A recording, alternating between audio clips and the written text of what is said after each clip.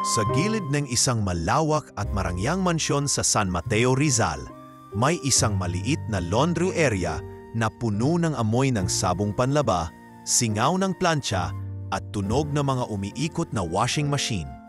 Dito araw-araw umiikot ang mundo ni Lorna Santiago, 34 na taong gulang, payat, morena at may mga palad na tuyong-tuyo sa sobrang trabaho. Isa siya sa mga pinakatahimik ngunit pinakamatagal na naninilbihan sa pamilya Monteverde, ang isa sa pinakamaimpluwensyang angkan sa buong lalawigan. Simula alas 7 ng umaga, naglalaba na si Lorna ng mga bedsheets, gown, barong at damit pang opisina ng mga taga-mansyon. Hindi siya tulad ng ibang kasambahay na palakaibigan. Mas pipiliin niyang tahimik, abala at laging nakatuon sa gawain. Pero sa kabila ng katahimikan niya, marami ang humahanga sa kanya dahil sa sipag at tiyaga. "Lorna, nakuha! Baka masira mo yung silk gown ni Ma'am Clarice!" Sigaw ni Mildred, ang mataray na kasamahan niya sa laundry area. "Sorry po, nilublob ko lang po sa malamig na tubig. Gamit ko yung baby detergent para hindi ma-damage." Mahinang sagot ni Lorna habang kinukusot ng maingat ang mamahaling tela. Matagal nang ganito ang routine niya. Uuwi ng alas 6 ng gabi sa inuupahan nilang maliit na kwarto sa likod ng lumang palengke, kung saan naghihintay ang kanyang anak na si Gino, 11 taong gulang, mahilig sa libro at nangangarap maging doktor balang araw. "Mama, pag naging doktor ako, bibili tayo ng washing machine, tapos ako na maglalaba," pabirong sabi ni Gino isang gabi habang inaabot ang basang tuwalya sa kanyang ina. "Basta mag-aral kang mabuti, anak. Kapag naging doktor ka na, magpapatayo tayo ng sarili nating laundry shop," tugon ni Lorna habang inaayos ang kumot ng bata. Mahirap ang buhay, lalo na't iniwan siya ng asawa niyang si Ruben bago pa siya mamanak. Walang sustento, walang paramdam. Ilang beses siyang tinangkang ligawan ng kapwa kasambahay noon. Pero para kay Lorna, sapat na ang anak niya. Ito na ang dahilan ng lahat ng kanyang pagsusumikap. Noong nakaraang taon lang, biglang na-diagnose si Gino ng acute appendicitis. Kinailangan niyang mangutang para maoperahan ito sa pampublikong ospital. Hanggang ngayon, hindi pa rin niya nababayaran ang halos 90,000 pesos na hospital bill na isinangla pa niya ang cellphone at wedding ring para mairaos. Kaya kahit masakit ang katawan, kahit minsan tinatrato siyang parang wala lang, patuloy siyang nagtatrabaho. Isang araw, habang naglalaba, napansin niya si Mang Goryo, ang matandang hardinero na nakatingin sa kanya. "Lorna, aba 5 taon ka na rito sa Monteverde, no?" "Opo, Mang Goryo, parang kailan lang po, no?" sagot niya habang pinipiga ang labadang kurtina. "Ang sipag mo, Hija, hindi katulad ng ibang palaging reklamo. Ikaw, tahimik lang. Pero kita ko, laging uunahin mo ang trabaho bago ang pahinga. Tiyak may magandang darating sa'yo balang araw." Napangiti si Lorna. Bihira siyang pinupuri. Mas madalas, napapansin lang siya kapag may pagkakamali. "Salamat po, Mang Goryo. Basta po makapag-aral si Gino, ayos na po yun." Sa mansyon, hindi naman siya tinatrato ng masama. Pero hindi rin siya pinapansin. Para siyang parte na lang ng mga bagay-bagay doon. Ang mga tunay na tagapangasiwa ng bahay, lalo na ang bunsong anak ni Don Cesar na si Ma'am Clarice, ay abala sa mga social events at pagpapagandang imahe ng pamilya sa media. Minsan, pinapatawag lang si Lorna kapag may maduming damit na ayaw hawakan ng ibang staff. Tulad ng paglalaba ng puting pantalon na may dugong na tuyo. Galing daw sa pagbisita ni Don Cesar sa ospital. Hindi niya alam noon kung gaano kaimportante ang piraso ng damit na iyon sa magiging direksyon ng kanyang kapalaran. Pero kahit ganito ang trato sa kanya, hindi kailanman nagreklamo si Lorna. Tahimik siyang naglalaba, nagpaplantsa, naglilinis, at higit sa lahat, nagdarasal. Lingid sa kaalaman ng karamihan, bago siya matulog, palagi siyang may hawak na maliit na rosaryo na minana pa niya sa kanyang ina. "Panginoon, salamat po sa panibagong araw. Sana po gabayan ninyo si Gino sa school at ako po dito sa trabaho. Sana po kahit minsan lang magkaroon po kami ng pagkakataong makaahon sa hirap. Amen. Walang drama sa buhay ni Lorna. Walang kagila-gilalas, kundi puro sipag, sakripisyo at pag-asa. Hindi niya alam na ilang araw mula ngayon, isang kakaibang alok ang babasag sa tahimik niyang mundo.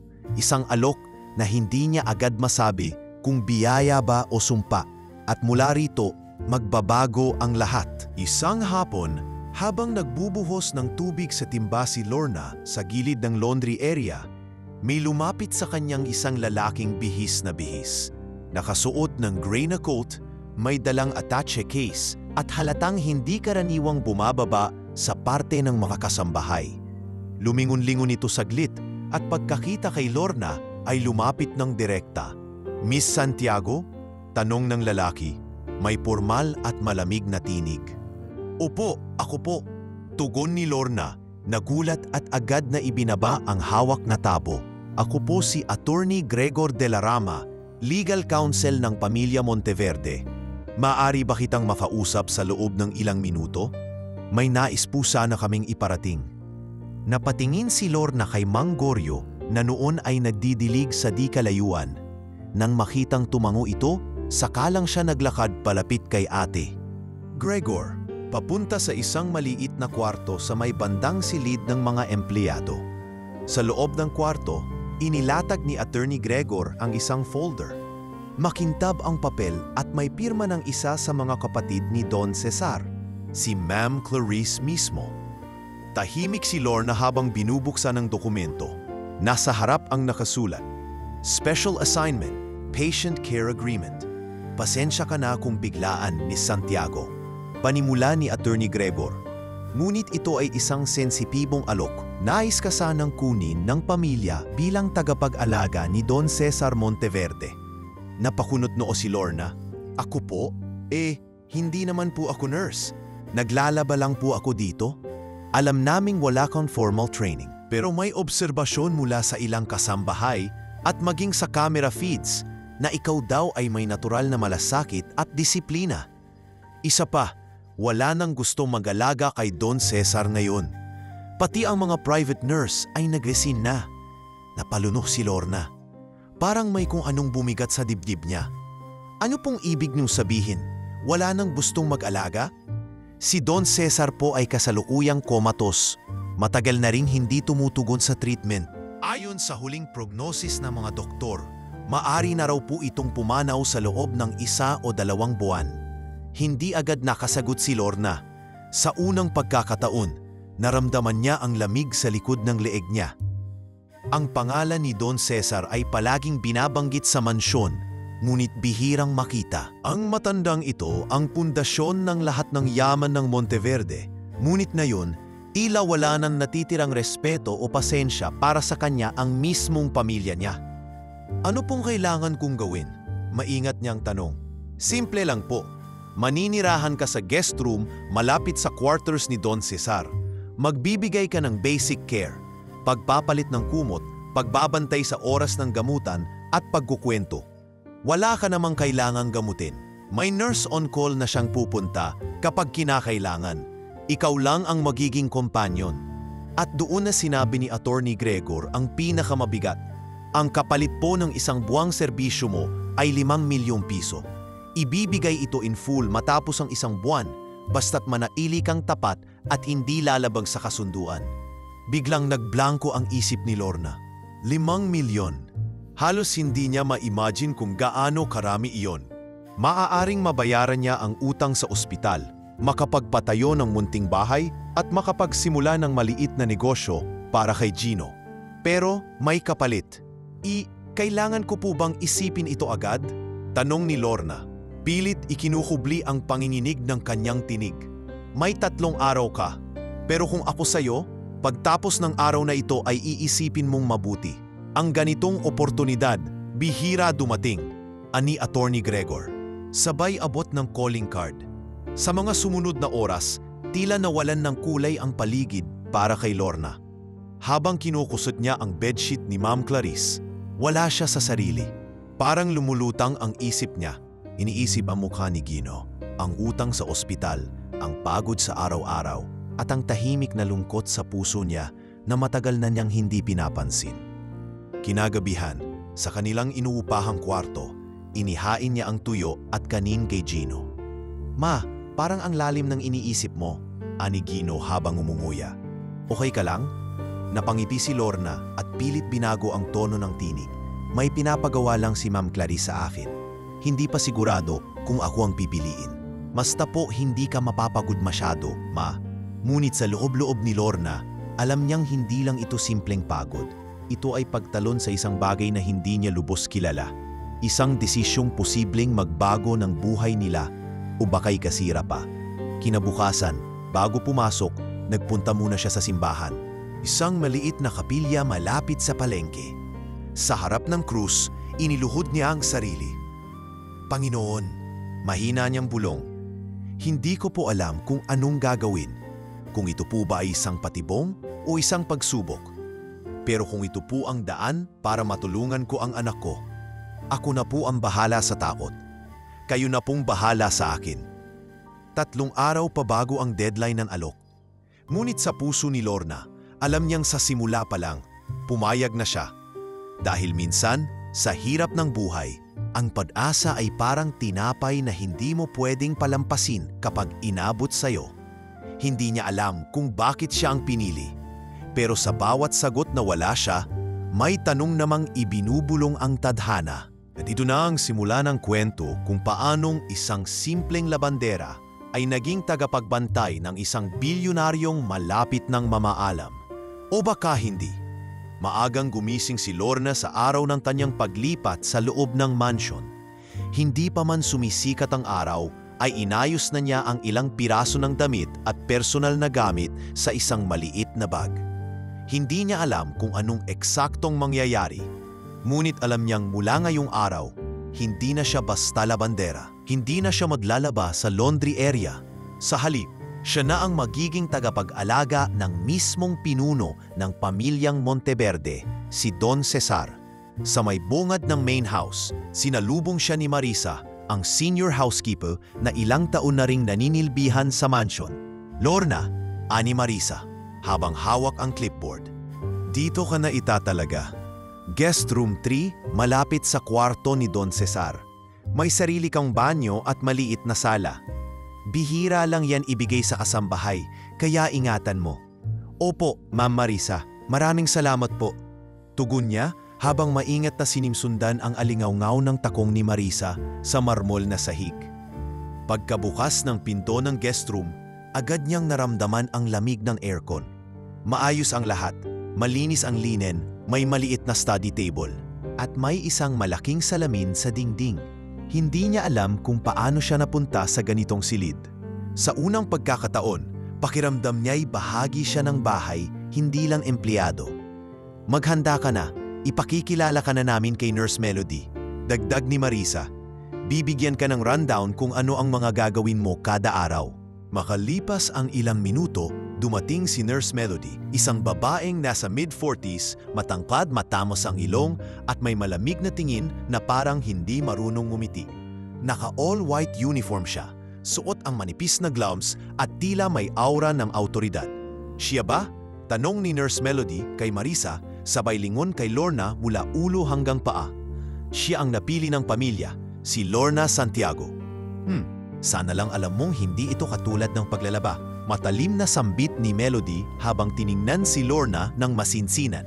"Opo, gagawin ko po ang lahat ng kaya ko."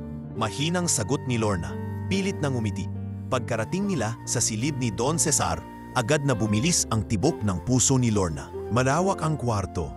May high ceiling, mamahaling kurtina, mabangong diffuser sa sulok, at isang malaking kama na tila trono sa gitna ng silid. Sa loob ng kama, naroon ang isang lalaking payat, maputla at halos hindi nang gumagalaw. Nakahukap siya sa ilang machine, may oxygen tube sa ilong at may linya ng dextrose sa taliwang braso. Siya si Don Cesar, walang kamalay-malay. Hindi na rin siya nakakaramdam, ayon sa mga doktor. Ani Melody, walang emosyon sa boses. Lumapit si Lorna, may kaba at pag-aalangan. Tumitik siya sa mukha ng matanda. Maraming guhit ng panahon pero may dignidad pa rin ang itsura. Parang kahit sa pagkakahimlay ay alam mong isa siyang dating makapangyarihan at matigas na lalaki. Magandang umaga po, Don Cesar. Mahina niyang bati. Kahit alam niyang walang tugon, hindi mo na kailangang magpakaseryoso. Hindi kanya maririnig, singit ni Melody. Mas magaan po sa pakiramdam kong may nakakausap ako. Tugon ni Lorna na ikinataas ng kilay ng nurse. Ipinakita ni Nurse Melody ang daily routine. Alas 6 ng umaga, check ng temperature at pulse. Alas 7, palitan ng bedsheet.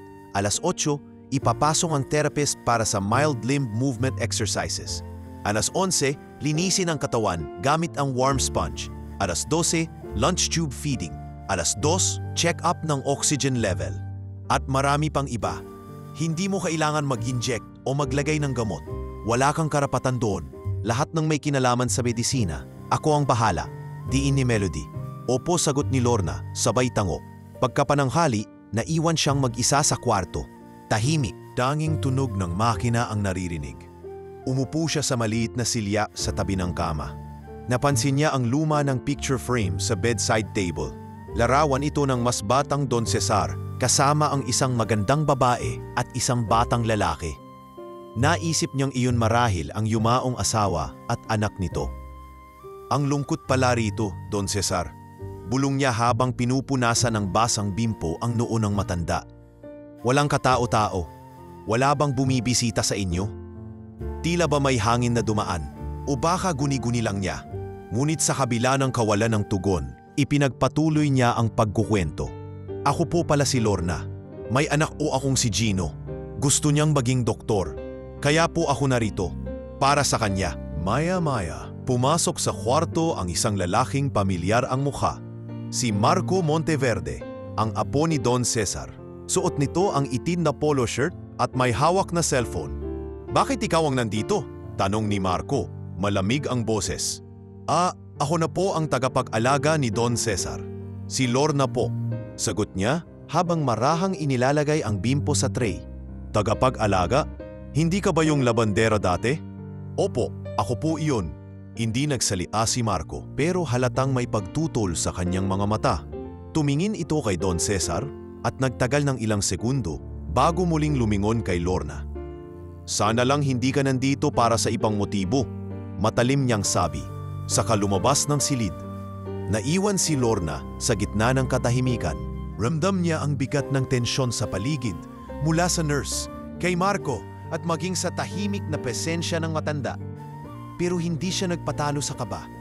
Nilapitan niya muli si Don Cesar at muling naupo. Pasensya na po, Don Cesar. Bago lang ako rito. Hindi ako perpekto. Pero gagawin ko po ang lahat para maalagaan kayo ng maayos. At sa unang araw niyang iyon bilang tagapag-alaga, nagsimula na ang isang tahimik na ignayan. Isa na sa simula ay walang pahiwatig, walang tugon, pero unti-unting magpapabago sa daloy ng kanilang mga buhay. Mabilis lumipas ang unang linggo ni Lorna bilang tagapag-alaga ni Don Cesar. Sa tabila ng aba at pag-aalangan sa simula, unti-unti niyang natutunan ang bawat detalye ng trabaho. Kung paano palitan ang bedsheet nang hindi naaabala ang pasyente, kung paano punasan ang katawan nito na may sapat na paggalang, at kung paano bantayan ang bawat tunog mula sa makina na nakakabit dito. Hindi madali, pero araw-araw ay pinipilit niyang maging maayos ang lahat. Sa bawat umaga, siya ang unang bumabati kay Don Cesar. Magandang umaga po, Don Cesar. Mainit po ngayon, pero presko ang simoy ng hangin. Alam niyo po, mahilig sa hangin ang anak kong si Gino. Bungad niya habang pinapalitan ang bulaklak sa loob ng silid. Walang sagot, gaya ng nakasanayan. Pero hindi siya tumigil. Araw-araw ay tila ba may nobela ni sinusulat si Lorna gamit lamang ang kanyang boses. Mga kwento tungkol sa kanyang anak, ang palengke, ang mga damit ng mga bisita sa bahay at maging ang mga kapitbahay nilang nag-aaway gabi-gabi. Alam niyo po, minsan naisip ko kung kamusta kaya kayo noon. Sabi nila matapang daw kayo. Pero sa itsura niyo ngayon parang ang lungkot niyo. Aniya habang pinupunasan ang kamay ni Don Cesar. Napansin ni Lorna ang mga pilikmata ng matanda na minsan ay gumagalaw, pero wala namang bukas ng mata o reaksyon. Sa loob-loob niya, baka reflex lang ito. Baka wala talaga siyang mararaping sa ginagawa niya. Ngunit hindi niya alam kung bakit, sa kabila ng lahat, hindi siya mapalagay kapag hindi siya nagkukwento. Isang gabi, matapos niyang tapusin ang pag-aalaga, naupo siya sa kanyang kama at nagbuklat ng maliit na kuwaderno. Mula pa ito sa nanay niya, isang lumang notebook na ginagamit niya ngayon bilang diary. Isinulat niya, Araw 9. Tahimik pa rin si Don Cesar, pero parang naramdaman kong gumalaw ang daliri niya habang pinupunasan ko siya. Hindi ko sigurado kung totoo, baka guni-guni lang, pero hindi ko mapigilang maniwala na may nararamdaman siya. Kinabukasan, habang naglalakad sa hardin upang magpahangin saglit bago pumasok sa silid ni Don Cesar, nadaanan niya si Mang Goryo, ang matandang hardinero na minsang naging kausap niya noon. "Uy, Lorna! Kumusta nga na dyan sa loob?" tanong ni Mang Goryo habang nagdidilig ng mga bulaklak. O si Don Cesar, ganun pa rin. Tumingin si Mang Goryo sa kanya at parang may gustong sabihin. Nilingon muna nito ang paligid bago bumulong. Alam mo ba, si Don Cesar, dati yan ang pinakamasayahing tao rito. Nung buhay pa si Ma'am Lucia, ang asawa niya, araw-araw may tawa, may gitara, may kantahan. Pero nang mamatay si Ma'am, para bang nilamon ng katahimikan ang buong pagkatao niya. Napahinto si Lorna. Hindi niya pa naririnig ito kahit kailan. May anak din sila, si Enzo. Pero namatay rin sa aksidente.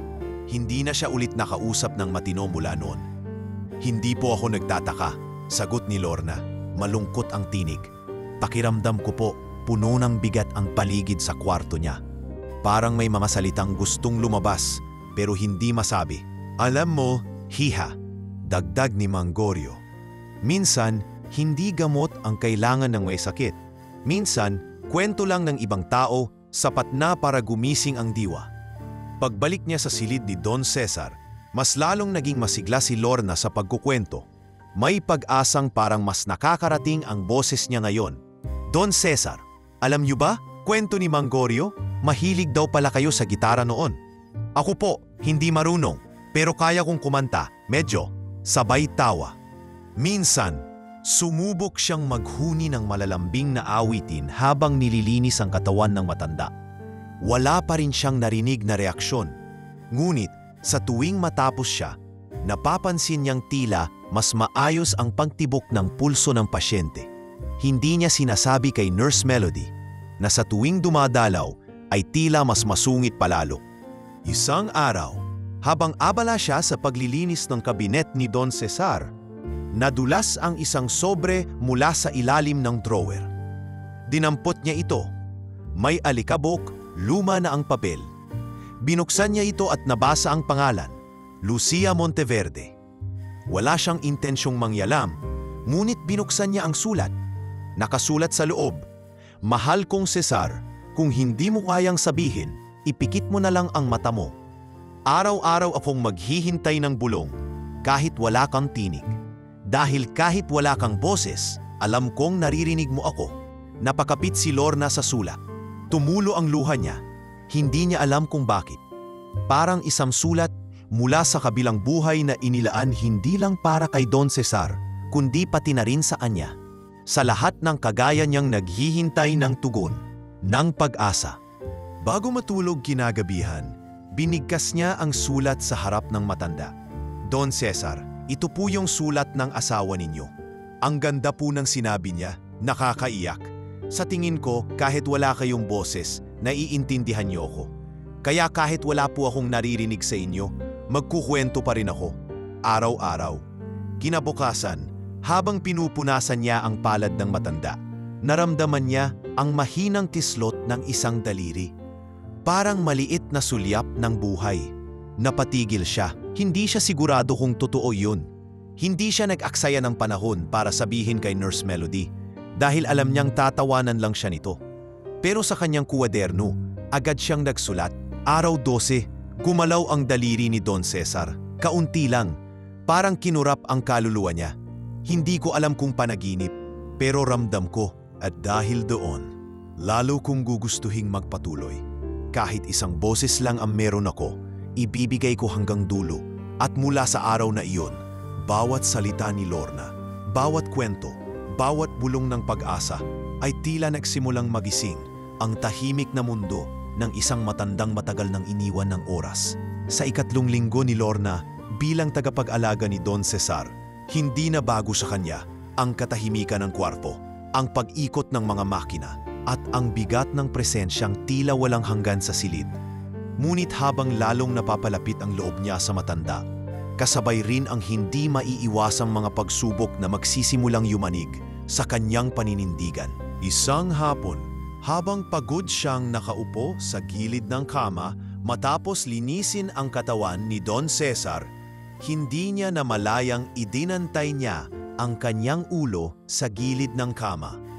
20 oras na siyang walang maayos na tulog. Sa kagustuhang makapagpahinga ng sandali, ipinikit niya ang kanyang mga mata. Hindi niya alam kung ilang minuto siyang nakaidlip, ngunit bigla siyang ginisin ng matalim na boses ni Nurse Melody. "Anong ginagawa mo? Tulog ka habang nakabantay sa pasyente?" Napabalikwa si Lorna, agad na tumayo. "Pasensya na po, nurse. Sandali lang po ako nakapikit. Hindi ko sinasadya. Hindi ito boarding house, Lorna. Baka kung anong mangyari sa pasyente tapos ikaw hayahayang tulog." Agad nitong kinuha ang clipboard at may isinulat. Halatang nag-ulat ito ng insidente. Nanginginig ang kamay ni Lorna habang pinupulot ang bimpo na nahulog sa sahig. "Pasensya na po talaga. Hindi ko po sinasadya. Hindi ko po inuulit," aniyang halos mangiyak-ngiyak. Ngunit imbes na maawa, lalo pang tumalim ang tingin ni Melody. "Sana lang alam mong kahit may kontrata ka, madali kang mapaalis kapag nagkamali ka. Tandaan mo, hindi mo siya kaano-ano." At sa gabing iyon, hindi na siya nakatulog. Sa halip, nakatitig lang siya sa kisame ng kanyang silid. Binabalik-balikan ang sinabing iyon. Hindi mo siya kaano-ano. Kinabukasan, tinawag siya ni Marco Monteverde sa isang maliit na meeting room. Hindi na siya nagulat nang makita roon si Nurse Melody at si Attorney Gregor. Pati si Marisa. May hawak na papel si Attorney Gregor at seryoso ang mukha. "Lorna, panimula ni Marco. May reporta kaming natanggap na ilang beses ka raw nakatulog habang naka-duty sa lolo ko. Totoo ba ito?" "Isa lang po, isang beses lang. At hindi ko po talaga sinasadya. Gabi-gabi po akong gising kahit wala akong tawag. Hindi po ako nagpabaya." Pumasok si Nurse Melody sa usapan. "We don't need excuses. Kahit isang beses lang, delikado na. She is not qualified to be a caregiver." Tahimik si Lorna. Ayaw niyang umiyak sa harap ng mga ito. Ngunit ramdam niya ang bigat ng sitwasyon. Alam ng pamilya ang kabutihang loob mo, sabat ni Attorney Gregor. Pero sa estado ng pasyente, hindi natin pwedeng isugal ang kahit isang pagkukulang. Kaya kung ayaw mong maalis, kailangan mong pumirma ng waiver. Inabot sa kanya ang papel. Doon, nakasaad na wala siyang pananagutan sa anumang medikal na komplikasyon ni Don Cesar. Ngunit wala rin siyang karapatang magreklamo kung ipatigil man ang kanyang kontrata kahit anong oras. Nagdalawang isip siya. Ngunit inalala niya ang 5 milyong pangako, ang kinabukasan ng anak niyang si Gino, ang utang sa ospital, ang panata niyang tatapusin ang isang buwang serbisyo. Kaya't pumirma siya, kahit pananinikip ang dibdib niya.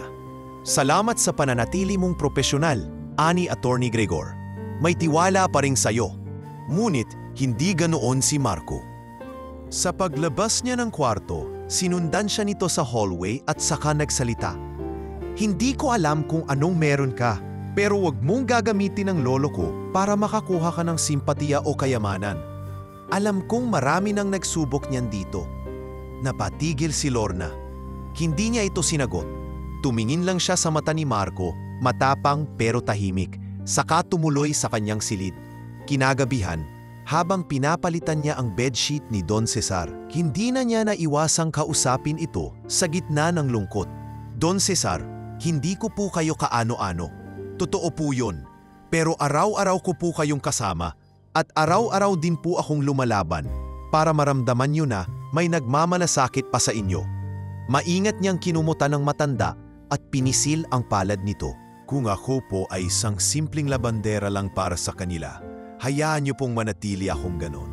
Pero hindi po ibig sabihin nun wala na akong puso. Habang binubuksan niya ang journal niya sa kama ng gabing iyon, isinulat niya, "Araw na isa, minsang nahulog ang ulo ko sa pagod, pero mas bumigat sa akin ang pagtutol nila sa pagkatao ko. Pero hindi ito laban para sa sarili ko. Ito ay laban ng isang ina, laban para sa isang matandang halos limot na ng kanyang pamilya. At kung ito ang pasanin ko, hindi ako hihinto." Sa sumunod na mga araw, mas naging alerto si Lorna. Hindi na siya nagpapakita ng kapaguran kahit puyat. Umiiwas siyang mapansin ni Melody at sinikap niyang maging invisible kay Marco. Ngunit sa puso niya, alam niyang ang katahimikan ay hindi palatandaan ng kahinaan. Dahil sa katahimikan na iyon, nahanap niya ang dahilan para magpatuloy.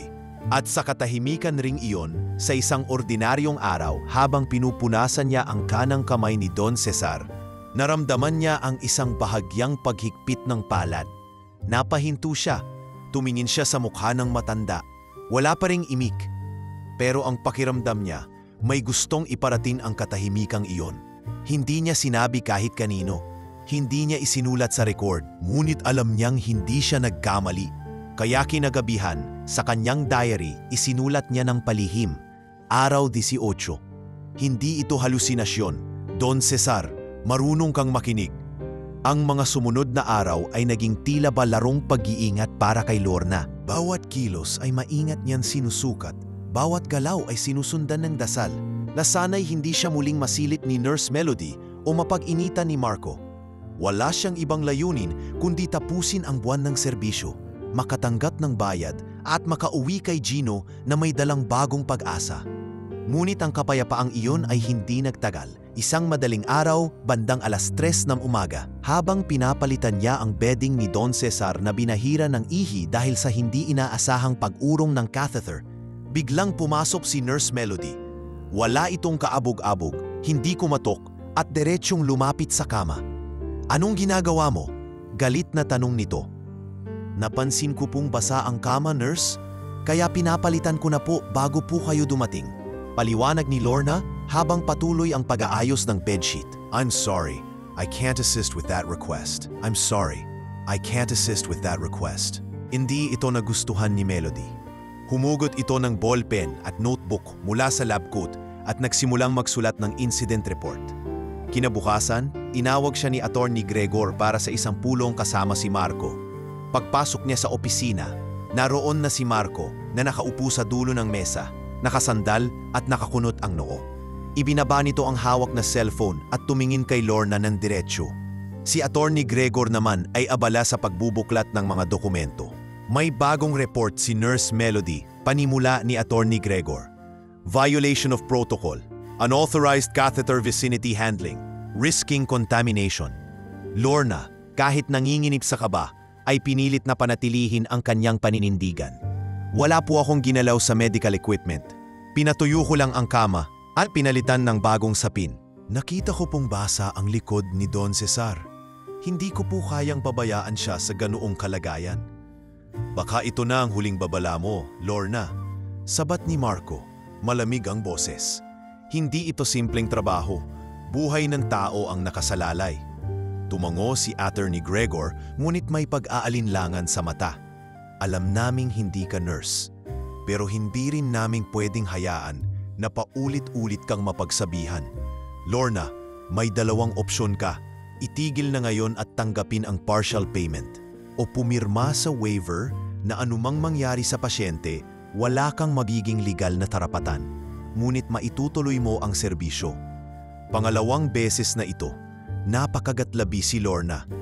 Ngunit tulad ng dati, ang iniisip niya ay si Gino, ang mga utang, ang pangarap, at higit sa lahat, ang tila tahimik na pagtugon ni Don Cesar sa kanyang mga araw-araw na kwento. "Pipirma po ako." Marahan niyang sagot, "Paninindigan ko po ang trabaho ko." Paglabas niya ng silid, humabol ng salita si Marco. Huwag mong kakalimutan, Lorna, pinapayagan ka lang naming manatili rito. Huwag mong isipin na bahagi ka ng pamilyang ito. Hindi sumagot si Lorna. Bagkus, tumango lang siya at naglakad pabalik sa silid ni Don Cesar, na tila ba mas naging simbolo ng katahimikan at kalmadong kanlungan kaysa kanino man sa bahay na iyon. Pagbalik niya sa kwarto, sinalubong siya ng banayad na tunog ng monitor at ang malamig na simoy ng aircon. Huminga siya ng malalim at lumapit sa kama. Don Cesar, bulong niya. Muntik na po nila akong paalisin, pero nandito pa rin po ako. At habang nandito pa ako, pangako ko po, hindi ko kayo iiwan. Habang inaayos niya ang kumot, napansin niyang bahagyang bumaluktot ang daliri ng matanda. Maingat niyang hinawakan ang kamay nito, saka muling pinisil. Walang reaksyon.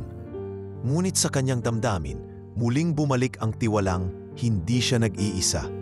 Kinagabihan, habang nagsusulat siya sa kanyang diary, isinulat niya, Araw 20, muntik na akong paalisin. 2 waiver na ang pinirmahan ko. 2 beses na akong binigyan ng ultimatum, pero mas malakas ang tiwala ko sa ginagawa ko kaysa sa takot ko sa pagkawala. Nararamdaman ko, may naririnig si Don Cesar. At kung ako lang ang taong naiwan para marinig niya, hindi ako aalis. At mula sa araw na yon, hindi na siya basta tagapag-alaga. Siya na ang naging bantay ng katahimikan, ng dignidad, at ng huling kakarampot na damdaming hindi mabigkas ng isang matandang halos itakwil na ng sariling pamilya.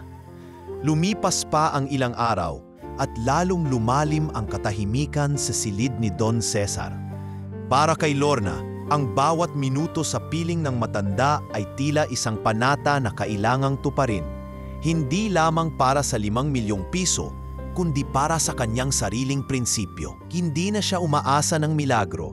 Ang mahalaga lang ay hindi siya tumigil sa pag-aaruga. Ngunit sa isang simpleng sandali ng pag-aalaga, magaganap ang isang bagay na kailanman ay hindi niya inaakalang masasaksihan. Isang hapon, kasagsagan ng matinding init sa labas ng mansyon, habang pinapalitan ni Lorna ang bedsheet ni Don Cesar, sinimulan niyang awitin ang isang kantang madalas niyang kinakanta sa kanyang anak noong sanggol pa ito. Isang gabi, sa tabing dagat, may batang umiiyak. Bulong niya sa mahinang tono habang inaayos ang kulubot na tela sa gilid ng kama. Mahina po kayo ngayon, Don Cesar. Sambit niya, halos para na lamang sa kanyang sarili. Pero ako, may lakas pa, kaya hayaan niyong ibahagi ko ito sa inyo. Sinimulan niyang punasan ng mainit-init na bimpo ang noo ng matanda, gaya ng ginagawa niya araw-araw. May ngiti sa labi si Lorna, kahit paulit-ulit na lang ang mga ritual. Ang kanyang puso ay natutong magmahal kahit walang kasiguraduhan ng kapalit. Ngunit habang nililinis niya ang braso ng matanda, bigla niyang naramdaman ang isang banayad na kilos. Tila bang sumikdo ang mga daliri nito, isang maliit, mahinang kislot. Napatigil si Lorna. Hindi siya agad nakapagsalita. Humigpit ang hawak niya sa bimpo at dahan-dahang nilingon ang kamay na nililinis. Napatingin siya sa monitor. Wala namang abnormalidad sa vital signs. Ngunit ang nakita niya, ang naramdaman niya ay hindi gawa-gawa. Don Cesar, mahinang tawag niya. Nakasara pa rin ang mga mata ng matanda. Tahimik pa rin ang paligid. Ngunit ilang segundo pa, muling kumislot ang kaliwang hintuturo nito. Don Cesar, naririnig niyo po ba ako? Halos pabulong na ang tinig ni Lorna. Lumapit siya sa mukha ng matanda. Sa gulat at pagkalito, inabot niya ang bell para sana tawagin si Nurse Melody. Ngunit hindi niya itinuloy. Pinag-isipan niyang mabuti. Kung mali siya at guni-guni lang ang nakita niya, baka lalo lang siyang mapag-initan. Pero alam niya ang naramdaman niya. Hindi ito imahinasyon. Sa halip na iulat agad, isinulat niya ito sa kanyang diary kinagabihan. At dapat bantikwit. Kanina habang nililinis ko si Don Cesar, kumislot ang kanyang daliri. Minsan lang, mahina, pero totoo. Hindi ako sigurado kung anong ibig sabihin nito. Pero para sa akin, Sapat na itong patunay na may naririnig siya at may nararamdaman. Hindi pa siya tuluyang nawala. Kinabukasan, habang tahimik na pinapainom si Don Cesar gamit ang feeding tube, biglang dumating si Nurse Melody. Tulad ng nakasanayan, malamig ang tingin nito. Nakikita ko sa report na okay pa rin ang vitals ng pasyente. Anito habang pinapatakbo ang mga mata sa mga papel. Pero hindi ko maintindihan bakit parang bumubuti ang kondisyon niya kahit wala namang binabago sa treatment. Napatingin si Lorna sa kanya. Tahimik lamang pinipiling hindi man salita. May napapansin ka ba? Dagdag ni Melody. Halatang sinusubukang i-frame si Lorna. Wala pa ring sagot mula sa kanya. Inilihis niya ang tingin. Saka ipinagpatuloy ang ginagawa. Baka kasi may ginagawa kang hindi ko alam, Lorna. Tandaan mo, isang pagkakamali lang, matatanggal ka. Ngunit sa halip na sumagot, lumapit siya kay Don Cesar at pinisil muli ang palad nito. Gaya ng ginagawa niya tuwing matatapos ang duty niya. Isang senyas ng pasasalamat, ng panata, ng tahimik na koneksyon. Nang gabing iyon, habang naglalakad siya pa uwi sa kanyang kwarto, nadaanan niya si Marco na nakatayo sa beranda ng mansyon. Tulad ng dati, seryoso at malamig pa rin ang aura nito. Napansin kong mas matagal ka ngayon sa kwarto ni Lolo. Wika nito, hindi lumilingon. Akala ko ba, tagabantay ka lang? Ginagawa ko lang po ang trabaho ko. Mahinahong sagot ni Lorna, hindi rin siya tumigil sa paglalakad.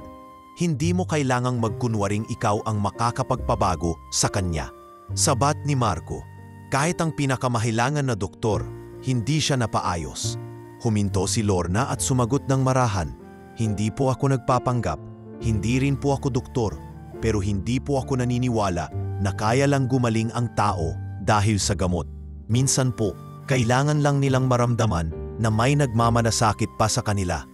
Walang tugon si Marco, pero napansin ni Lorna na kahit papaano, mas mahina ang tono ng pagkasungit nito. Parang unti-unting natutunaw ang pader ng panlalamig sa pagitan nila. Pagbalik niya sa kanyang silid, tiningnan niya ang cellphone na halos luma na. May mensahe si Gino. Ma, perfect score po ako sa science kanina. Di ko po yun magagawa kung di niyo ako pinilit mag-aral. Miss na miss ko na po kayo. Napangiti si Lorna. Sa gitna ng lahat ng gulo, mayroon pa rin siyang tahanan na pinanghahawakan ang anak niyang si Gino. Bago siya matulog, dumaan muna siya sa silid ni Don Cesar. Kinuha niya ang isang lumang libro sa estante at binasa ng mahina habang pinupunasan ng noo ng matanda. So, at sa gitna ng gubat, may batang hindi natatakot sapagkat alam niyang kahit saan siya dalhin ng landas, ang kanyang ina ay naroroon sa kanyang puso. Tumigil siya sa pagbasa at ngumiti. Don Cesar, hindi po ako anak ninyo. Pero kung kailangan nyo ng kasama sa mga huling araw nyo, heto po ako. At kung sakali pong hindi ito huli, kung sakali pong bumalik pa kayo, sana po maalala ninyo yung boses ko. Sa kalaliman ng gabi, habang natutulog si Lorna sa kanyang maliit na kama sa kabilang silid, isang banayad na galaw muli ang naganap. Sa tauna-unahang pagkakataon, bahagyang gumalaw ang mata ni Don Cesar sa ilalim ng kanyang talukap. Isang kisap mata ng pag-asa, tahimik, maiksi, ngunit totoo. At sa kwaderno ni Lorna, isinulat niya, Araw 20. Muli gumalaw siya, isang pangalawang kislot. Sapat na para maniwala akong hindi ako nag-iisa sa paniniwalang may himalang nangyayari, kahit walang naniniwala pa. Sa muling pagkislot ng daliri ni Don Cesar, lalo pang tumindi ang paniniwala ni Lorna na hindi siya nagkakamali, na may malay pa ang matanda at unti-unti itong bumabalik. Ngunit nanatili siyang tahimik. Pinili niyang huwag agad isumbong o ipagmalaki ang kanyang mga obserbasyon. Sa halip, sinarili niya ang lahat at ipinagpatuloy ang ginagawa ng walang labis, walang kulang. Habang pinapaliguan ang matanda, gamit ang mainit-init na tubig at sponge sa isang umaga, biglang napansin ni Lorna ang lumang aparador sa sulok ng silid. Sa tagal niyang naroon, ngayon lang niya napansin ang luma nitong kahoy na may mga ukit na tila mga dahon at bituin. Naisip niyang baka naroon ng ilang personal na gamit ni Don Cesar. Pagkatapos ng kanyang shift, habang wala pa si Nurse Melody, lumapit siya roon.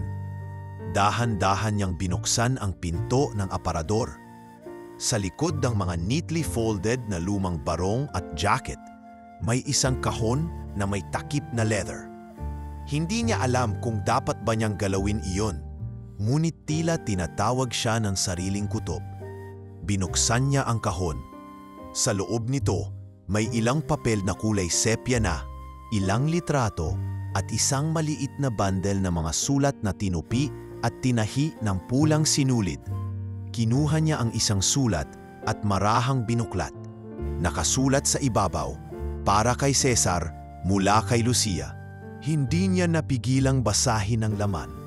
Mahal kong Cesar, minsan iniisip ko kung hanggang kailan ko kayang tiisin ang katahimikan mo. Hindi mo na ako kinakausap, hindi mo na ako tinitingnan. Pero sa kabila ng lahat, mahal pa rin kita. Hindi mo kailangan magsalita para maintindihan ko, dahil ang puso ko, kahit nababasag na, ay sayo pa rin. Bumigat ang dibdib ni Lorna. Parang bawat salitang binasa niya ay may tinatamaang parte ng kanyang pagkatao. Bumasa pa siya ng isa. Cesar, hindi ako perpekto. Pero kung hindi ko man nasabing mahal kita sa tamang panahon, hayaan mong sabihin ko ito sa sulat. Ikaw ang tahanan ko. Dahan-dahang binalik ni Lorna ang mga liham sa kahon. Iniayos ito ng maingat at ipinasok muli sa aparador. Ngunit mula sa puntong iyon, parang mas lumalim ang pangunawa niya sa katahimikan ni Don Cesar. Hindi lang ito bunga ng sakit. Ito ay bunga ng malalim na sugat sa puso. Maya-maya, habang pinupunasan niya ang noo ng matanda, napansin niya ang bahagyang pag-angat ng mata nito. Hindi pa rin ito dumilat, ngunit ramdam niyang may tensyon sa noo. Don Cesar, nahanap ko po ang mga sulat ni Ma'am Lucia. Ang ganda po. Ramdam ko po yung sakit. Pero ramdam ko rin na mahal niyo siya. Bulong niya habang nakaupo sa gilid ng kama. Tahimik ang matanda, pero ang monitor ng pulso ay bahagyang bumilis. Ako po, hindi ko rin po nasabi sa ama ng anak ko kung gaano ko siya minahal.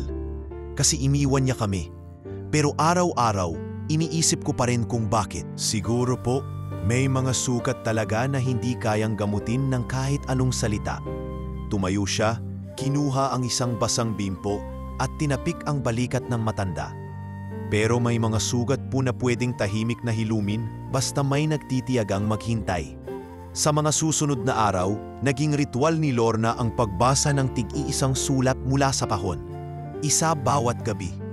At habang ginagawa niya ito, sinasabay niya ang paghaplos sa braso ng matanda at ang dahan-dahang pagkukwento tungkol sa kanyang sariling buhay. Ang mga pangarap ni Gino, ang huling beses na naligo sila sa ulan, at ang paborito nilang pansit na may maraming kalamansi. Don Cesar, sabi po sa sulat ni Ma'am Lucia, ang puso ko ay sayo pa rin. Alam niyo po, ang sarap pakinggan ng ganyang salita. Sana po naririnig niyo. Kasi kung ako po ang nasa lugar ni Ma'am Lucia, sasabihin ko rin yon sa taong mahal ko kahit hindi niya ako sinagot. Isang araw, habang binibigkas niya ang isa sa mga sulat, napansin niya ang bahagyang paggalaw ng labi ni Don Cesar. Sandali itong bumuka, kaunti lang, at tila isang mahinang ungol ang lumabas. Napatayo si Lorna mula sa pagkakaupo. Hindi niya alam kung sisigaw o tatakbo. Ngunit muli, pinili niyang manatiling tahimik. Lumapit siya. Don Cesar, gusto niyo po bang basahin ko ulit? Tanong niya habang nakaluhod sa gilid ng kama. Hindi na muling gumalaw ang labi, ngunit bumilis muli ang pulso sa monitor. Sinulat niya kinagabihan, Araw 27. Binasa ko po ulit ang sulat ni Lucia at sa wakas may narinig akong mahina, isang ungol, isang tunog. Don Cesar, kung ito man ay tanda ng paggising o paalam, gusto kong malaman ninyo. May isang tao rito na naniniwala sa inyo hanggang dulo. Sa sumunod na umaga, dumating si Nurse Melody at muli nitong siniyasat ang pasyente. Napansin nitong mas maayos ang kulay ng balat ni Don Cesar at bahagyang mas regular ang paghinga nito. Strange, bulong niya habang sinusuri ang mga vital signs. He shouldn't be this stable. There's no change in medication. Napatingin ito kay Lorna na noon ay tahimik lang sa isang sulok. Tila may gustong itanong, ngunit pinigilan ang sarili. At mula sa araw na iyon, tuwing gabi, pagkatapos ng kanyang duty, binubuksan ni Lorna ang kanyang kwaderno at nagdarasal. Panginoon, salamat po. Hindi ko po alam kung ano ang ginagawa niyo, pero ramdam ko pong hindi ako nag-iisa. Kung may sugat pa po sa puso ni Don Cesar, sana po ay ako na lang ang sumalo habang unti-unti siyang bumabangon. Dahil minsan, ang sugat ng kahapon ay hindi lang ginagamot ng panahon, kundi ng mga salitang hindi naibulalas, mga liham na nakalimutan, at ng isang pusong handang makinig kahit walang sagot. Muling nagising si Lorna bago pa tumilaok ang manok sa bakuran ng mansyon. Katulad ng dati, tahimik siyang naghanda. Isinuot ang malinis niyang uniform at dinampot ang kanyang maliit na notebook mula sa ibabaw ng side table. Ilang linggo na rin siyang halos walang maayos na tulog, pero kahit kailan, hindi siya sumuko sa kanyang gawain. Pagpasok niya sa silid ni Don Cesar, sinalubong siya ng malamig na hangin mula sa aircon at ang pamilyar na amoy ng linis na linen at alkohol. Isang bagong araw na naman ng pag-aalaga, ngunit may kakaiba siyang kutob. Parang may mababago. Magandang umaga po, Don Cesar. Bungad niya katulad ng nakagawian. Mahina pa rin po ang ulan sa labas, pero sabi ng radyo, uulan daw mamayang hapon. Sana po, makatulog kayo ng maayos. Habang inaayos niya ang kama at nililinis ang katawan ng matanda gamit ang sponge, naramdaman niyang mainit ang palad nito kaysa sa dati. Tiningnan niya ang thermometer, ngunit normal pa rin ang temperatura. Marahan niyang hinawakan ang pulso at napansin niyang medyo mas mabilis ito kaysa sa karaniwan. Dumating ang team ng doktor bandang 11:00 para sa lingguhang check-up. 2 doktor at 1 nurse ang pumasok. Lahat formal, may dalang clipboard, stethoscope at medikal na kasangkapan. Vitals check. Wika ng doktor na si Dr. Salvador, isang lalaking nasa late 40s, may salamin at palaging seryoso ang ekspresyon. Nakatayo si Lorna sa tabi habang sinusuri ang oxygen level, reflex response at iba pang basihan ng kalagayan ni Don Cesar. Sa unang ilang minuto, normal ang lahat hanggang sa bigla na lamang nagsalita si Dr. Salvador, tila hindi makapaniwala. Wait, his neurological response is slightly elevated. Doc, tanong ng isa sa mga kasama. That's impossible, right? Hindi siya nagre-respond ng ganito dati. Exactly, sagot ng doktor habang sinusuri ulit ang monitor. He's not in a vegetative state anymore. There's mild cerebral activity. Napatingin si Lorna. Hindi niya maintindihan ang ibig sabihin ng mga terminolohiyang medikal, pero halata sa mukha ng mga doktor ang pagkagulat. Possible ba ito? Tanong ng assistant. Baka artifact lang yan ng machine. Pero tumango si Dr. Salvador. No, this is clean data. The patient's brain is reacting. It's faint, but real. He's beginning to respond. Napakapit si Lorna sa gilid ng kama. Ramdam niya ang panginginig ng kanyang mga tuhod, pero hindi niya alam kung dahil sa tuwa, gulat o takot. Don Cesar, bulong niya habang lumapit sa mukha ng matanda. Naririnig niyo po kami, ano? Pagkatapos ng pagsusuri, iniwan ng mga doktor ang silid na may halong pagtataka at pag-asa sa kanilang mga mata. Naiwan si Lorna, tulala at tahimik, nakaupo sa tabi ng kama. Makalipas ang ilang oras, habang pinapalitan niya ang basang bimpo sa noo ni Don Cesar, muling gumalaw ang labi nito. Mas malinaw na ngayon, hindi lang basta kislot. May tunog, isang mahinang tunog na tila pangalan. Lu-si-a.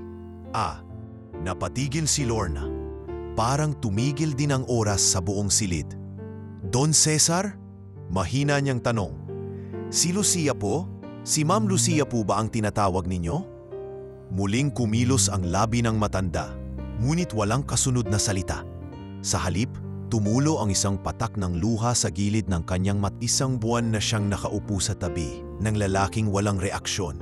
At ngayon, Sa isang iglap, nakakita siya ng malinaw na emosyon. Pagbalik niya sa kanyang silid, agad siyang nagsulat sa kanyang diary. Araw 20, ang kanyang labi ay gumalaw. Isinambit niya ang pangalang Lucia. At sa unang pagkakataon, tumulo ang luha sa kanyang pisngi. Hindi na ako nagdududa. Don Cesar ay gising at unti-unting bumabalik. Kinabukasan, dumating si Marco. Pormal ang anyo nito at halatang galing sa labas. Ano raw sabi ng mga doktor? Tanong niya kay Lorna habang nasa hallway sila bago pa pumasok sa silid. May brain activity na po. Nagulat po sila. Hindi ta fully gising pero nagsalita na po siya kahapon. Mahina lang. Napakunot ang noo ni Marco. Hindi makapaniwala. Ano ang sinabi niya? Lucia. Binanggit niya po ang pangalan ng asawa niya. Tahimik si Marco. Tumango ito at pumasok ng walang imik. Sa loob ng silid, tumayo siya sa tabi ng kama at tinitigan ang kanyang lolo. Hindi niya akalaing makikita pa niya ito ng may galaw at luha. Ilang minuto siyang hindi nagsalita. Pagkatapos ay bumaling kay Lorna. Ano bang ginagawa mo sa kanya? Tanong niya, mahina ang boses. Wala naman tayong binagong gamot. Walang bagong treatment. Pero heto siya, parang may gustong bumalik sa mundo. Wala po akong ginagawang espesyal, sagot ni Lorna. Kinakausap ko lang po siya. Araw-araw binabasa ko po ang mga sulat ni Ma'am Lucia. Kinukwento ko po yung buhay ko. Tungkol sa anak ko, sa palengke, sa ulan. Lahat po. Hindi na nagsalita si Marco. Ngunit sa mata nito, may pagkalito at pagkabighani. Parang hindi niya alam kung paanong isang simpleng labandera ang nakagawa ng hindi nagawa ng mga doktor. Muli siyang lumabas ng silid. Naiwan si Lorna sa tabi ni Don Cesar. Mahigpit na hawak ang kamay nito. Malapit na po ang 1 buwan, Don Cesar. Baka po hindi niyo naramdaman, pero marami na pong nagbago. Hindi lang sa katawan ninyo, kundi pati na rin sa puso ko. At habang pinapanood niya ang unti-unting pag-ayos ng paghinga ng matanda, naalala niya ang unang araw niya sa loob ng kwarto, puno ng kaba, takot at pangamba. Ngayon sa parehong kwarto, naroon ang katahimikan na hindi na lamang tahimik, kundi puno na ng pag-asa. Dahil sa katahimikang iyon, muling bumukas ang pinto ng panibagong kabanata sa buhay ni Don Cesar at ni Lorna. Eksaktong 1 buwan na mula nang simulan ni Lorna ang pag-aalaga kay Don Cesar. Sa loob ng 30 araw na iyon, tila isang buong buhay na ang dumaan sa kanya. Mula sa pagiging isang labanderang walang pumapansin, naging bantay siya ng isang matandang bilyonaryo na unti-unting bumabalik mula sa katahimikan. At ngayon, sa ika-30 araw, ipinatawag ng mga doktor ang buong medical team upang isagawa ang full diagnostic test kay Don Cesar. Ayon na rin sa utos ni Attorney Gregor, hindi na ito simpleng routine check-up. Ipinatawag ang neurologist, cardiologist at respiratory specialist. Kahit si Marco at Ma'am Clarice ay dumalo sa eksaminasyon na bihirang-bihira mangyari. Maaga pa lang ay inayos na ni Lorna ang silid. Nilinis ang paligid, pinunasan ang bawat sulok at inayos ang kumot ni Don Cesar. Magandang umaga po, Don Cesar. Mahina niyang bati habang tinatapik ang balikat ng matanda. Ngayong araw po ay susuriin kayo ng mga doktor. Maramo pong makakakita sa inyo. Kaya wag po kayong matakot. Nandito lang po ako. Bandang 10:00, isa-isang pumasok ang mga doktor. May dalang ECG machine, brain monitor, oxygen saturation scanner, at kung ano-ano pang medical equipment. Ang katahimikan sa silid ay napalitan ng pag-click ng mga aparato at mga bulungan ng mga espesyalista. Start the EEG. Utos ng neurologist habang ikinakabit ang mga sensor sa sentido ni Don Cesar. Tahimik si Lorna sa isang sulok, pinagmamasdan ang bawat kilos. Si Marco naman ay nakatayo sa may gilid, nakahalukip-kip, tahimik ngunit halatang hindi mapapali. Ilang minuto pa lamang ang lumilipas ay nagsimulang magpalitan ng sulyap ang mga doktor. Tumayo ang isa sa kanila at nilapitan si Dr. Salvador. Doc, mahinang wika ng assistant. There's definite brainwave activity. This shouldn't be possible at this stage. Tumango si Dr. Salvador, sabay lapit sa monitor. Pinagmasdan niya ang graphs na kanina pa gumagalaw ng bahagya, pero tuloy-tuloy. He's responding. Pahayag niya, halos hindi makapaniwala. This is not just a reflex. This is conscious neural response. Napatingin si Ma'am Clarice. Anong ibig sabihin yan? Conscious, pero comatose pa siya? Diba? Sumagot ang neurologist. Technically, comatose patients don't respond like this. This is rare. It's almost like he's trying to wake up. Lumapit si Marco sa gilid ng kama. Lolo, mahina niyang sambit. Naririnig niyo ba kami? Hindi gumalaw si Don Cesar. Ngunit makalipas ang ilang segundo, tumulo ang luha mula sa kanyang mata. Isa, dalawa, napasinghap ang buong silid. Si Lorna, hindi na nakatiis. Lumapit siya sa tabi ng kama at marahang hinawakan ang kamay ng matanda. Don Cesar, andito po ako. Hindi po kayo nag-iisa. Marami pong taong naghihintay sa paggising nyo. Muling kumislot ang daliri nito. Imposible, bulong ng isang doktor. This is a miracle. Tumayo si Dr. Salvador at humarap sa buong pamilya. Wala kaming paliwanag dito. Sa ganitong kondisyon, hindi dapat ganito kabilis ang neurological recovery. He's stable. His organs are functioning well and he's exhibiting signs of emotional awareness. Para bang may tumatawag sa loob ng isip niya at tinutugon niya. Tahimik si Marco. Tila wala siyang nasabi. Ang dating lolo niyang halos ipalibing na, ngayon ay nagpapakita ng senyales ng pagbalik sa normal na estado. Lumapit siya kay Lorna, pilit ikinukubli ang pagkalito at pagkagulat. Anong ginagawa mo sa kanya? May tinuturo ka ba? May gamot ka bang hindi sinasabi sa mga doktor? Napaatras si Lorna. Wala po akong ginagawa. Wala po akong gamot. Hindi ko po alam ang ibig sabihin ng mga nangyayari. Ang ginagawa ko lang po ay araw-araw ko siyang kinakausap. Araw-araw ko siyang binibigyan ng kwento, dasal at ng pakiramdam na hindi siya nag-iisa. Sumingit si Dr. Salvador. Actually, there's a psychological theory. Some patients respond to emotional triggers better than medical treatment. Hindi ito palaging epektibo, pero sa ilang kaso, ang koneksyon sa isang tao, lalo na kung totoo at tuloy-tuloy, ay sapat upang gisingin ang pasyente. Napalingon si Clarice. So ibig niyong sabihin, dahil lang sa kwento ng labandera? Umalik ang tatay ko, umiling si Dr. Salvador. Hindi dahil lang. Sa ngayon, hindi natin kayang sukatin ang kapangyarihan ng malasakit. Pero isang bagay ang sigurado, may koneksyon si Don Cesar sa taong ito. At ang koneksyon na iyon ang dahilan kung bakit siya muling nagpakipa ng senyales ng buhay. Tahimik ang buong silid. Parang lahat ay tinamaan ng isang hindi inaasahang katotohanan. Dahan-dahang lumapit si Marco kay Lorna. Iba na ang tono ng boses niya. Wala ng panlalamig. Wala na ang duda. Salamat, Anya. Hindi ko alam kung paano, pero salamat sa hindi mo pagbitaw. Hindi sinagot ni Lorna ang pasasalamat.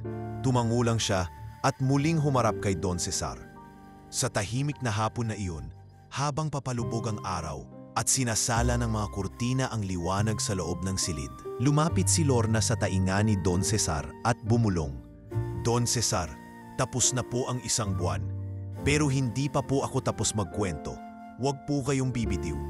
At sa kanyang kwaderno ng gabing iyon, ito ang kanyang isinulat. Araw 30, isang buwan na. Sabi nila, himala. Sabi ng iba, imposible. Pero para sa akin, ito ang resulta ng paniniwalang kahit ang katahimikan ay may tinig at kahit ang mga hindi pinapansin, may kakayahang magbuhay ng pag-asa. Matapos ang hindi inaasahang resulta ng full diagnostic test, kumalat na parang apoy ang balita sa loob ng mansyon. Bumubuti ang kondisyon ni Don Cesar Monteverde. Mula sa pagkakakoma na inakalang walang lunas, ngayoy unti-unti siyang nagbabalik sa kamalayan. Ang dating malamig na silid ay napuno ng pakiramdam ng pag-asa at ang dating katahimikan ay unti-unting napalitan ng mga bulungan ng mga tauhan, ng mga tanong at ng hindi maipaliwanag na sigla. Ngunit kasabay ng muling pag-ikot ng hangin ay ang pagdagsarin ng mga matang tumitingin kay Lorna nang may tanong, paghihinala at pagkadismaya. Makalipas ang ilang oras, pinatawag si Lorna ng pamilya sa receiving area ng mansyon. Sa loob ng silid, naroon si Ma'am Clarice, si Marco, si Attorney Gregor at 2 board members ng Monteverde Estate. Ang presensya nila ay tilang hindi para magpasalamat, kundi para humusga. Lorna Santiago, panimula ni Clarice habang nakatayo, nakahalukip-kip at may halatang panlalamig sa boses. Alam mo bang maraming nagtataka kung anong ginawa mo sa ama ko? Nagpakumbaba si Lorna, iniling maging kalmado. Wala po akong ginawang kakaiba, ma'am. Araw-araw ko lang po siyang inalagaan. Kinausap, binasa ang mga sulat ni Ma'am Lucia. Wala po akong ginamit na gamot o kung anuman. Sumingit si Marco, mas mahinahon kaysa sa tiyahin. May dahilan kung bakit maraming nagtatanong. Dahil sa buong panahong nasa koma si Lolo, ni minsan ay hindi siya nagpakita ng ganitong senyales. At ngayon, 1 buwan lang na ikaw ang kasama niya, biglang may milagro. Aminin mo, may ginawa kang hindi mo sinasabi. Napayuko si Lorna. Pinipigilan niyang mamilipit sa kahihiyan. Ngunit hindi dahil sa kasalanan, kundi sa masakit na katotohanan. Kahit anong gawin niyang tama, duda pa rin ang tanaw sa kanya. Kung may sikreto po akong alam, matagal ko na po sanang ginamit para sa sarili ko. Pero wala po akong alam kundi ang magmahal. Kung pagmamahal po ang kasalanan ko, handa po akong umamin. Mahina ngunit matapang niyang sagot. Tumahimik ang silid. Si Attorney Gregor ay tila nakaramdam ng hiya at nagsalita. Wala tayong ebidensyang may masama siyang ginawa. Sa katunayan, ang lahat ng observation reports ay pabor kay Lorna. Tapat siya sa trabaho, walang palya, at kung may resulta mang nakita tayo ngayon, iyon ay dahil sa tiyaga at malasakit. Ngunit biglang nagsalita ang isa sa mga board member, isang matandang babaeng elegante ang bihis. Pero hindi ba't delikado ito? Baka mamaya ay may plano ang babaeng yan. Umaasa ng mana? Gusto sigurong makakuha ng simpatiya? Classic manipulation strategy. Sumikdo ang dibdib ni Lorna. Sa harap ng lahat, muli siyang ipinapahiya. Ngunit sa di inaasahang pagkakataon, may nagsalita mula sa may pinto. Hindi siya umaasa ng kahit ano. Lumingon ang lahat. Si Don Cesar. Suot ang oxygen cannula, naka-wheelchair at inaakay ng isang nurse. Naroon siya sa may pintuan ng silid. Gising. Mahina ngunit malinaw ang isipan. Tahimik ang lahat. Wala ni isa mang nagsalita habang pinakikinggan ang tinig ng lalaking halos ipalibing na nila. Mukha lang siyang mahirap, pero ang puso niya mas mayaman kaysa sa kahit sino sa inyo. Sabi ng matanda, inuturo si Lorna. 3 buwan akong walang imik, 3 buwan akong tinuring na wala na. Pero sa bawat bulong niya, sa bawat kwento niya, sa bawat haplos ng palad niya, sa kamay kong matagal ng malamig, doon ko naramdaman na buhay pa ako. Lumapit si Lorna, nangingilid ang luha. Don Cesar, ngumiti ang matanda. Salamat iha, hindi ako mabubuhay kung hindi dahil sa'yo. Walang masabi ang lahat. Si Ma'am Clarice ay napaupo, tila naubusan ng lakas. Si Marco, bagamat nabigla, ay tumayo at lumapit sa lolo niya. Lolo, hindi namin alam na gising ka na. Pasensya na kung hindi ninyo kailangang humingi ng tawad. Pero sana matuto kayong makinig sa hindi naririnig. Ang katahimikan ko, hindi nangangahulugang wala akong pakiramdam. Sa katahimikan kong iyon, narinig ko ang lahat, kabila ng mga pang-uhusga sa kanya.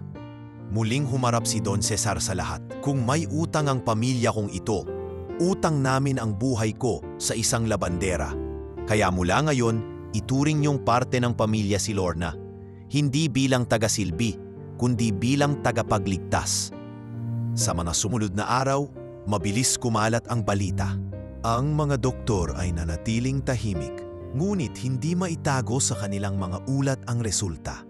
Ang pagbangon ni Don Cesar ay wala sa textbook, hindi kayang ipaliwanag ng medisina, At higit sa lahat, hindi inaasahan. Si Lorna na dati pinapagalitan dahil nakatulog sa tabi ng kama, ngayon ay tinitingala. Ngunit sa kabila ng lahat, hindi siya nagbago. Nananatili siyang tahimik, palaging nakangiti, at mas pinipiling manatili sa anino kaysa sa liwanag ng papuri. Isang gabi, habang naghahanda siyang umuwi pansamantala upang dalawin si Gino, kinausap siya ni Marco sa hallway. Pasensya na sa mga nasabi ko noon, ani Marco, hindi makatingin ng diretso. Mali ako, hindi ko naisip na minsan ang pinakahamak sa tingin ay may pinakamalaking puso. Wala po iyon, mahinang sagot ni Lorna. Hindi po ako nagtatrabaho para mapansin. Ginagawa ko lang po ang tama. Mumiti si Marco. Siguro nga, pero mula ngayon, siguraduhin mong hindi ka lang basta gumagawa ng tama. Gawin mo rin ang nararapat para sa sarili mo. Bago siya makauwi, muling dumaan si Lorna sa silid ni Don Cesar. Nakaupo na ito sa kama, may hawak na librong binabasa. Don Cesar, ani Lorna, aalis lang po ako saglit. Babalikan ko po kayo sa makalawa. Tumango ang matanda. Dalawin mo si Gino. Sabihin mong salamat sa pagpapahiram ng ina niya sa akin. At sa kanyang kwaderno ng gabing iyon, sa isang maliit na motel kung saan siya nagpalipas ng gabi bago umuwi sa anak, ito ang isinulat ni Lorna. Araw 30. Ngayon ko lang napagtanto, hindi pala himala ang nangyari. Hindi rin ito milagro. Isa lang itong patunay na ang malasakit ay may inig at ang puso, kapag totoo, ay kayang gisingin kahit ang pinakamatagal nang natutulog. Hindi pa man lubusang nakakapagpahinga si Lorna sa 3 araw na bakasyon para bisitahin si Gino sa probinsya. Isang mensahe mula kay Atty. Gregor ang natanggap niya. Pinapasundo ka na ni Don Cesar. Gusto ka raw niyang makausap ng personal. Hindi niyo maintindihan kung bakit agad-agad siyang pinababalik. Ngunit hindi na siya nagtanong. Sa halip, agad siyang nanempake. Hinalikan si Gino sa noo at sumakay sa bus pabalik sa Maynila. Pagkarating niya sa Monteverde Mansion, sinalubong siya ni Mang Gorio. May ngiti sa mukha. Lorna, ang tagal mong nawala. Ha, ibang pakiramdam dito nang wala ka. Anito, habang inaalalayan siya sa pagpasok. Maiksi lang po talaga dapat, Mang Gorio. Gusto ko lang pong makita ang anak ko, sagot niya habang pinipigil ang kaba. Pagkapasok niya sa loob ng main house, hindi na siya pinadaan sa guest room. Sa halip, diretso siyang dinala sa opisina ni Don Cesar. Ang silid na dating sarado at walang nakakapasok kundi mga miyembro ng pamilya. Pagbukas ng pinto, bumumad sa kanya ang isang eksenang hindi niya inaasahan. Nakaupo si Don Cesar sa isang leather armchair. Bahagyang payat pa rin, ngunit mulat at alerto. Katabi nito si Marco at sa kabilang gilid si Ate Gregor. Ninitian siya ni Don Cesar at sa isang senyalis ng kamay pinaupo siya sa harapan. Lorna, ani Don Cesar, mababa ang boses ngunit malinaw.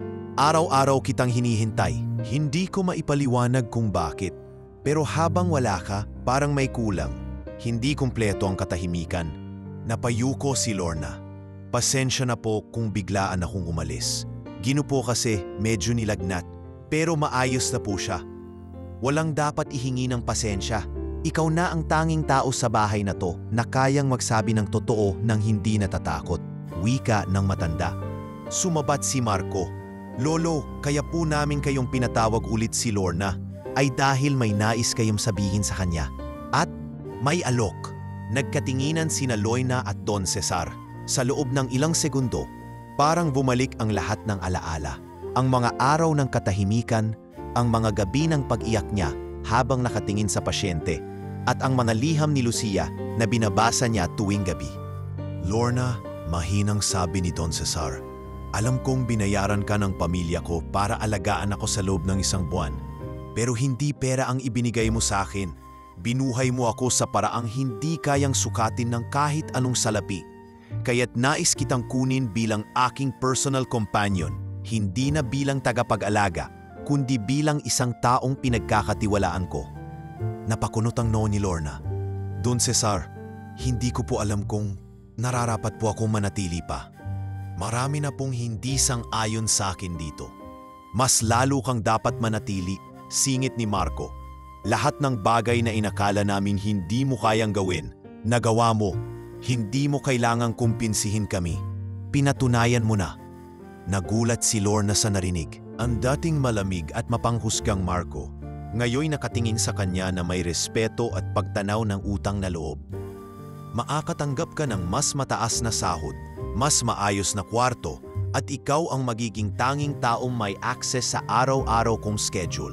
Dagdag ni Don Cesar. Pero higit sa lahat, gusto kong manatili kang kasama ko, hindi dahil kailangan, kundi dahil gusto kong may isang totoo sa paligid ko. Hindi agad nakasagot si Lorna. Hindi ito tungkol sa pera. Hindi na ito tungkol sa trabaho. Ito na tungkol sa pagtanggap. Isang bagay na noon ay akala niyang kailanman ay hindi niya mararanasan sa lugar na ito. Opo, marahan niyang tugon. Kung yan po ang nais ninyo, buong puso kong tatanggapin. Mula sa araw na yon, bumalik si Lorna sa mansion. Ngunit hindi na siya labandera. Hindi na rin siya itinuturing na ordinaryong kasambahay. Sa halip, siya na ngayon ang personal kompanyon ni Don Cesar. May sariling silid sa loob ng pangunahing bahagi ng bahay at regular na kausap ng may-ari ng mansyon. Nagtaka ang mga kasambahay. Ang dating pinagtatawanan at minamaliit ay ngayon ay kinikilala at binibigyan ng respeto. Si Nurse Melody ay tuluyang inilipat sa ibang post at ang mga dating mapanghusgang tauhan ay naging maingat na sa pananalita. Isang gabi, habang binabasa ni Lorna ang paborito niyang tula kay Don Cesar, tumawa ito, isang mahinang tawa pero totoo. Lorna, alam mo bang minsan, pinangarap kong may kausap akong tulad mo? Hindi takot, hindi interesado sa yaman, kundi interesado lang sa pagkatao ko. Ngumiti si Lorna. Don Cesar, wala po akong intensyong makisawsaw sa buhay ninyong magulo. Pero kung may kailangan po kayong kausap, lagi lang po akong andito. Sa likod ng mga halakhak at tahimik na gabi, nararamdaman ni Lorna na hindi na lang simpleng pagkalinga ang ibinibigay niya. Ito'y paghilom sa isang pusong matagal nang sugatan. Sa kanyang notebook, isinulat niya, Araw 34. Hindi na ako bisita rito. Hindi rin ako alipin. Ako'y isang paalala na minsan, ang mga taong hinahamak ay siyang may kakayahang bumuo ng isang buhay na akala ng lahat ay wala ng saysay. At habang tumatagal ang mga araw, hindi lamang si Don Cesar ang unti-unting bumabalik sa lakas. Pati si Lorna, unti-unti na ring lumalaya sa tanikala ng kahapon. Lumalaban hindi para sa karangalan, kundi para sa katahimikan ng konsensyang alam niyang ginawa niya ang tama. Habang lumalalim ang relasyon ni na Don Cesar at Lorna, napapansin din ito ng buong mansyon. Ang dating malamig na paligid, ngayon ay tila may buhay. May mga bulaklak sa hallway, mas madalas ang pagtawa ng mga tauhan, at si Don Cesar na dati hindi gumagalaw ni nagsasalita. Ngayon nakakapagkwento na sa mahina pero malinaw na pinig. Isang linggo matapos kibalik si Lorna bilang personal companion, pinatawag ni Don Cesar ang lahat ng staff sa isang maliit na salo-salo sa loob ng garden area ng mansyon. May mga simpleng handa, pansit, lumpiang Shanghai, inihaw na manok, at lahat ay nagulat dahil hindi ito madalas mangyari. Tahimik na nakaupo si Lorna sa tabi ng matanda, habang si Marco naman ay abalang nakikipag-usap sa mga bisita. Ani Marco, habang lumapit sa lolo niyang nakaupo sa wheelchair, sigurado po ba kayo rito? Baka po mabigla ang lahat. Mas mabuting malaman na nila ngayon, tugon ni Don Cesar. Wala tayong dapat ikahiya. Minsan lang sa buhay ng isang tao, dumating ang pagkakataong muling bumuo ng pamilya. Ayokong palampasin iyon. Tumayo si Marco sa harap ng mga tauhan at nilinaw ang boses. Magandang hapon po sa inyong lahat. Sa araw na ito, nais lang po naming ipahayag ang aming taus-pusong pasasalamat sa taong naging daan upang bumalik sa amin si Lolo. Tumingin si Marco kay Lorna. Lorna Santiago, hindi lang po namin kayo kasambahay. Hindi lang kayo kompanyon. Sa mga panahong iniwan na siya ng lahat, kayo ang nanatili. Nagpalakpakan ng mga kasamahan. Ang ilan ay napapaluha. Si Lorna na hindi sanay sa atensyon ay tumungo, pilit ikinukubli ang luha. Pagkatapos ng programa, lumapit si Marco kay Lorna habang hawak ang isang puting sobre. Para kay Gino, ani Marco. Scholarship application form. May foundation kami sa kumpanya. Personal kong irerekomenda ang anak mo para sa full scholarship hanggang college. Napatulala si Lorna, hindi agad makapagsalita. Marco, hindi ko alam kung paano ko kayo mapapasalamatan. Hindi mo kailangang magpasalamat. Ito ang minimum na maari naming ibalik sa ginawa mo para kay Lolo. At gusto rin niyang personal na makilala si Gino.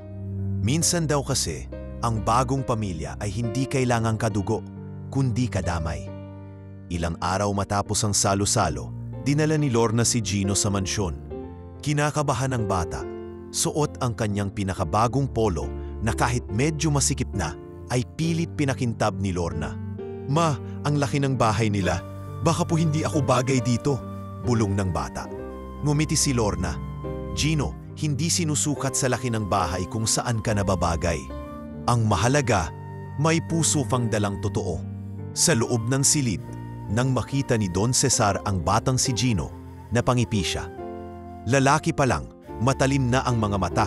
May respeto pa, kanino kaya nagmana? Biro niya. Sa ina niya siyempre, sapat ni Marco, sabay kindat kay Lorna. Umupo si Gino sa tabi ni Don Cesar at sa mahinang tinig ay nagsalita. Salamat po sa pagpapascholar sa akin. Hindi ako ang nagpapaaral sa iyo, iho. Sagot ng matanda. Ang ina mo. Dahil sa kanya kaya ako nandito pa. Kaya lahat ng tulong na ito ay bunga ng paniniwala niya sa akin. Kahit wala akong boses noon. Mula ng araw na iyon, naging bukas na ang bahay Monteverde kay Gino. Tuwing Sabado, dumarating ang bata upang tumulong sa pagbasa ng libro kay Don Cesar na naging bahagi na ng kanyang therapy. At sa bawat araw na lumilipas, mas lalong nabubuo ang koneksyon ng bagong pamilyang iyon. Isa na hindi pinlano, ngunit itinakda ng panahon. Si Marco, na dating malamig at mapanghusga, ay madalas nang nakikitang kasama ni Lorna sa mga project planning ng mansion. Pag-aayos ng silid-aklatan, pagbili ng bagong kagamitan sa kusina at maging ang pagpapalinis ng bakuran. Hindi mo ba namimiss ang labahan? Biro ni Marco minsang nadatnan si Lorna sa garden. Hindi po, tugon ni Lorna, sabay tawa. Pero namimiss ko yung katahimikan sa likod ng ingay ng washing machine. Dito ka na, mas kailangan ka rito, hindi lang para kay Lolo, para sa amin na rin. Habang lumalalim ang samahan, napansin ng mga kasambahay ang kakaibang init sa bawat tinginan ni na Marco at Lorna. Hindi ito lantaran, pero nandoon ang respeto, paghanga at isang uri ng pag-unawa na madalas lang makikita sa mga taong sabay na humarap sa unos. Sa isang gabi ng mahina ang ulan, habang nasa veranda si Don Cesar at binabasa ang isang lumang libro ni Lucia, tinawag niya si Lorna at si Marco. May pabor ako sa inyo, aniya. Ano po yon, tay? Tanong ni Marco. Kung ako'y mawalaman, sana huwag kayong matakot na ituloy ang kung anong meron sa inyo. Hindi ko kailangan ng apo na dugo ko. Ang kailangan ko ay apo na alam kong minahal ang mga pinili kong mahalin. Tahimik si Marco. Si Lorna naman ay napatitig lamang sa ulan. Hindi ko po alam kung, bulong niya. Hindi kailangang madaliin, putol ni Don Cesar. Ang puso, kusayang natutong tumibok sa tamang oras. At sa kanyang diary ng gabing iyon, isinulat ni Lorna, Araw 44, hindi ko inasahan na makakahanap ako ng pamilya sa isang lugar na puno noon ng pader. Pero siguro nga, may mga pader na itinayo para protektahan ang puso. At may mga taong dumarating upang ituro kung paanong ang bawat pader ay maaaring maging pinturin. Isang linggo makalipas ang masayang pagtanggap kay Gino sa pamilya Monteverde, tila ba unti-unting bumabalik sa dati ang lahat. Ngunit kung kailan tila kalmado na ang paligid, saka naman biglang may sumiklab na intriga. Umaga noon. Abala si Lorna sa pag-aayos ng silid-aklatan nang biglang dumating si Nurse Melody, nakasuot ng civilian clothes at may daladalang brown envelope. Matagal na siyang inilipat ng pwesto sa ibang bahay ng Monteverde sa Batangas. Ngunit na yung araw na iyon, bumalik ito na ila may layunin.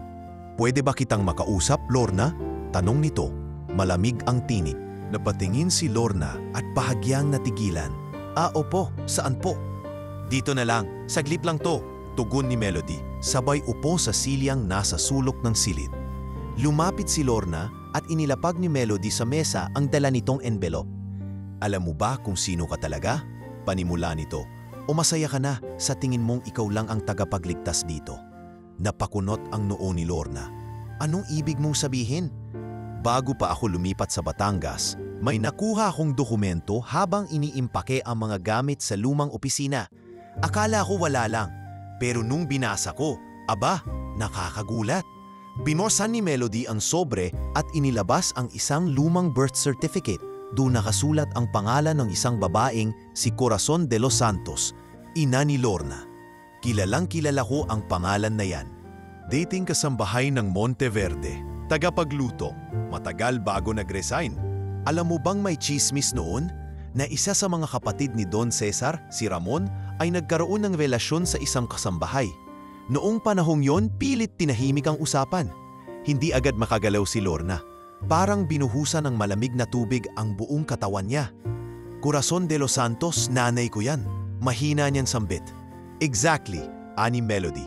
Tila ba natutuwa sa pagkakagulat ng kausap. At kung totoo nga ang chismis noon, ibig sabihin, isa ka ring Monteverde, anak sa labas. Kaya pala parang may koneksyon ka agad kay Don Cesar. Pareho ngayong may dugo ng pamilyang ito. Hindi alam ni Lorna kung ano ang mararamdaman. Galit? Takot? Lungkot? O kaba? Wala siyang ideya. Ang alam lang niya, ngayon pa lang niyang nararamdaman ang ganitong klaseng gulo sa dibdib. Bakit mo to sinasabi ngayon? Tanong ni Lorna. Pilit pinipigilan ang panginginig ng boses. Wala lang. Siguro gusto ko lang malaman mo na hindi ka banal na tulad ng pinapakita mo. Lahat tayo may lihim. At baka gusto mong pag-isipan kung dapat mo pa bang manatili rito. Kung isa ka ring anak sa pagkakamali ng pamilyang ito. Gumayo si Melody at muling inilagay ang birth certificate sa envelope. Akin na to ulit, pero kung gusto mong makita, alam mo na kung saan ako hanapin. Pagkaalis ng babae, naiwan si Lorna sa gitna ng silid, tila napako sa kinatatayuan. Pinikit niya ang mga mata, huminga ng malalim at tahimik na bumalik sa kanyang kwarto. Sa gabing iyon, hindi siya mapakali. Pabalik-balik siya sa loob ng silid. Parang hindi siya makahinga. Umupo siya sa harap ng kanyang journal. Ngunit hindi niya alam kung paano sisimulan ang pagsulat.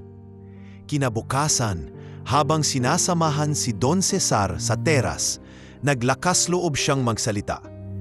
Don Cesar, may itatanong po sana ako. Tumango ang matanda. Ano yon, Hija? May naging kasambahay po ba rito noon na ang pangalan ay Corazon de los Santos? Hindi sumagot si Don Cesar agad. Sa halip, tumingin ito sa kawalan. Ila inaalala ang isang malayong alaala. Pagkalipas ng ilang segundo, nagsalita siya. Mahina ngunit malinaw. Si Corazon?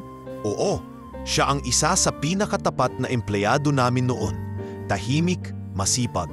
Pero isang araw, bigla na lang siyang umalis. Hindi na nagpaalam. May anak po ba siyang iniwan dito? Muling tumahimik si Don Cesar. Tumingin siya kay Lorna, mahaba, malalim at tila sinusuri ang kanyang mukha. Bakit mo tinatanong? Dahil po ako ang anak niya. Bumigat ang hangin sa paligid.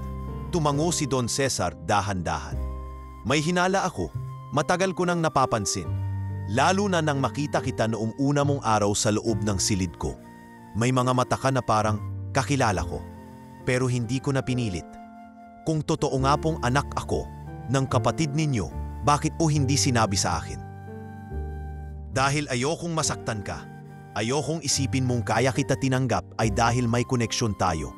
Gusto kong malaman mong lahat ng ibinigay ko sa'yo ay dahil sa taong ikaw mismo, hindi dahil sa apelido mo. Napaluha si Lorna. Para bang nabunutan siya ng tinik, ngunit kasabay noon ay naramdaman niyang biglang lumaki ang bigat sa kanyang balikat. Patawad po kung hindi ko alam. Kung alam ko lang po sana mulat simula. Hindi mo kailangang humingi ng tawad. Wala kang kasalanan sa kasaysayan ng mga matatanda. Pero tandaan mo, Lorna, Hindi mo kailangang gamitin ang pangalan ng Monteverde para maging mahalaga. Bago mo pa nalaman ang lahat ng yan, minahal ka na namin. Kinagabihan, habang mag-isa sa kanyang kwarto, muling binuksan ni Lorna ang kanyang journal at isinulat, Araw 50 ito. Masakit palang malaman kung sino ka talaga, lalo na kung ang pinagmulan mo ay bahagi ng lihim ng ibang tao. Pero sa kabila ng lahat, alam kong mas mahalagang tanong ay hindi kung sino ang ama ko, kundi kung sino akong pinili kong maging. At mula sa araw na yon, pinili ni Lorna na manatili, hindi bilang anak ng isang Monteverde, kundi bilang babaeng nanindigan para sa isang matandang kailangang maramdaman na mahalaga pa rin siya. Makalipas ang ilang linggo mula nang mabunyag ang katotohanan tungkol sa kanyang pinagmulan, unti-unti nang natutunan ni Lorna kung paano tanggapin ang bigat ng katotohanang iyon, hindi bilang kahihiyan, kundi bilang bahagi ng isang mas malawak na kasaysayan na hindi niya pinili, pero kailangan niyang yakapin. Lalong naging malapit si Don Cesar sa kanya mula noon. Hindi man nila madalas pag-usapan ng direkta ang kanilang posibleng koneksyon sa dugo. Nariyan ang mga sulyap, ang mga mahihinang biro, at ang mga yakap na hindi kailanman naramdaman ni Lorna sa kahit sinong kamag-anak sa buong buhay niya. Ngunit kasabay ng unti-unting pag-ayos ng kanilang pamilya ay ang hindi maiiwasang katotohanan. Humihina na muli si Don Cesar. Isang umaga, habang pinapaliguan siya ni Lorna at nilalagyan ng warm compress ang kanyang likod, mahina itong nagsalita. Lorna, pakisabi kay Marco, gusto ko siyang makausap at pagkatapos gusto ko rin kayong kausapin. Kayong dalawa. Nag-alala si Lorna. Masakit po ba ang dibdib niyo, Don Cesar? Kailangan po bang tawagin si Doc? Ngumiti ang matanda. Ngunit halatang napagod kahit sa pagngiti. Gusto ko lang matapos ang mga dapat kong tapusin habang kaya ko pa. Bandang hapon, nagtipon sila sa silid ni Don Cesar. Si Marco, si Lorna at si Attorney Gregor na may dalang ilang dokumento. Mahinang-mahina na ang matanda, nakahiga sa kama at sinusuportahan ng ilang unan ang kanyang likod.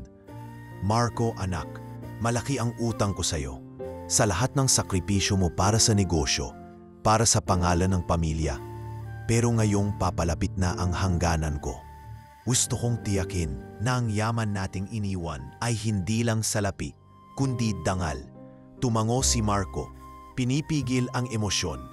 Wala pong dapat ikahiya, Lolo, kundi po dahil sa inyo, wala ako sa posisyon ko ngayon. Alam kong maraming beses tayong nagkamali. Isa sa mga pagkakamaling yon ay ang pagtalikod sa mga taong hindi natin naiintindihan. Sabay tingin niya kay Lorna. Inilabas ni Attorney Gregor ang isang makapal na dokumento, testamento. Pinirmahan na ito ni Don Cesar kahapon, habang maayos pa ang lagda.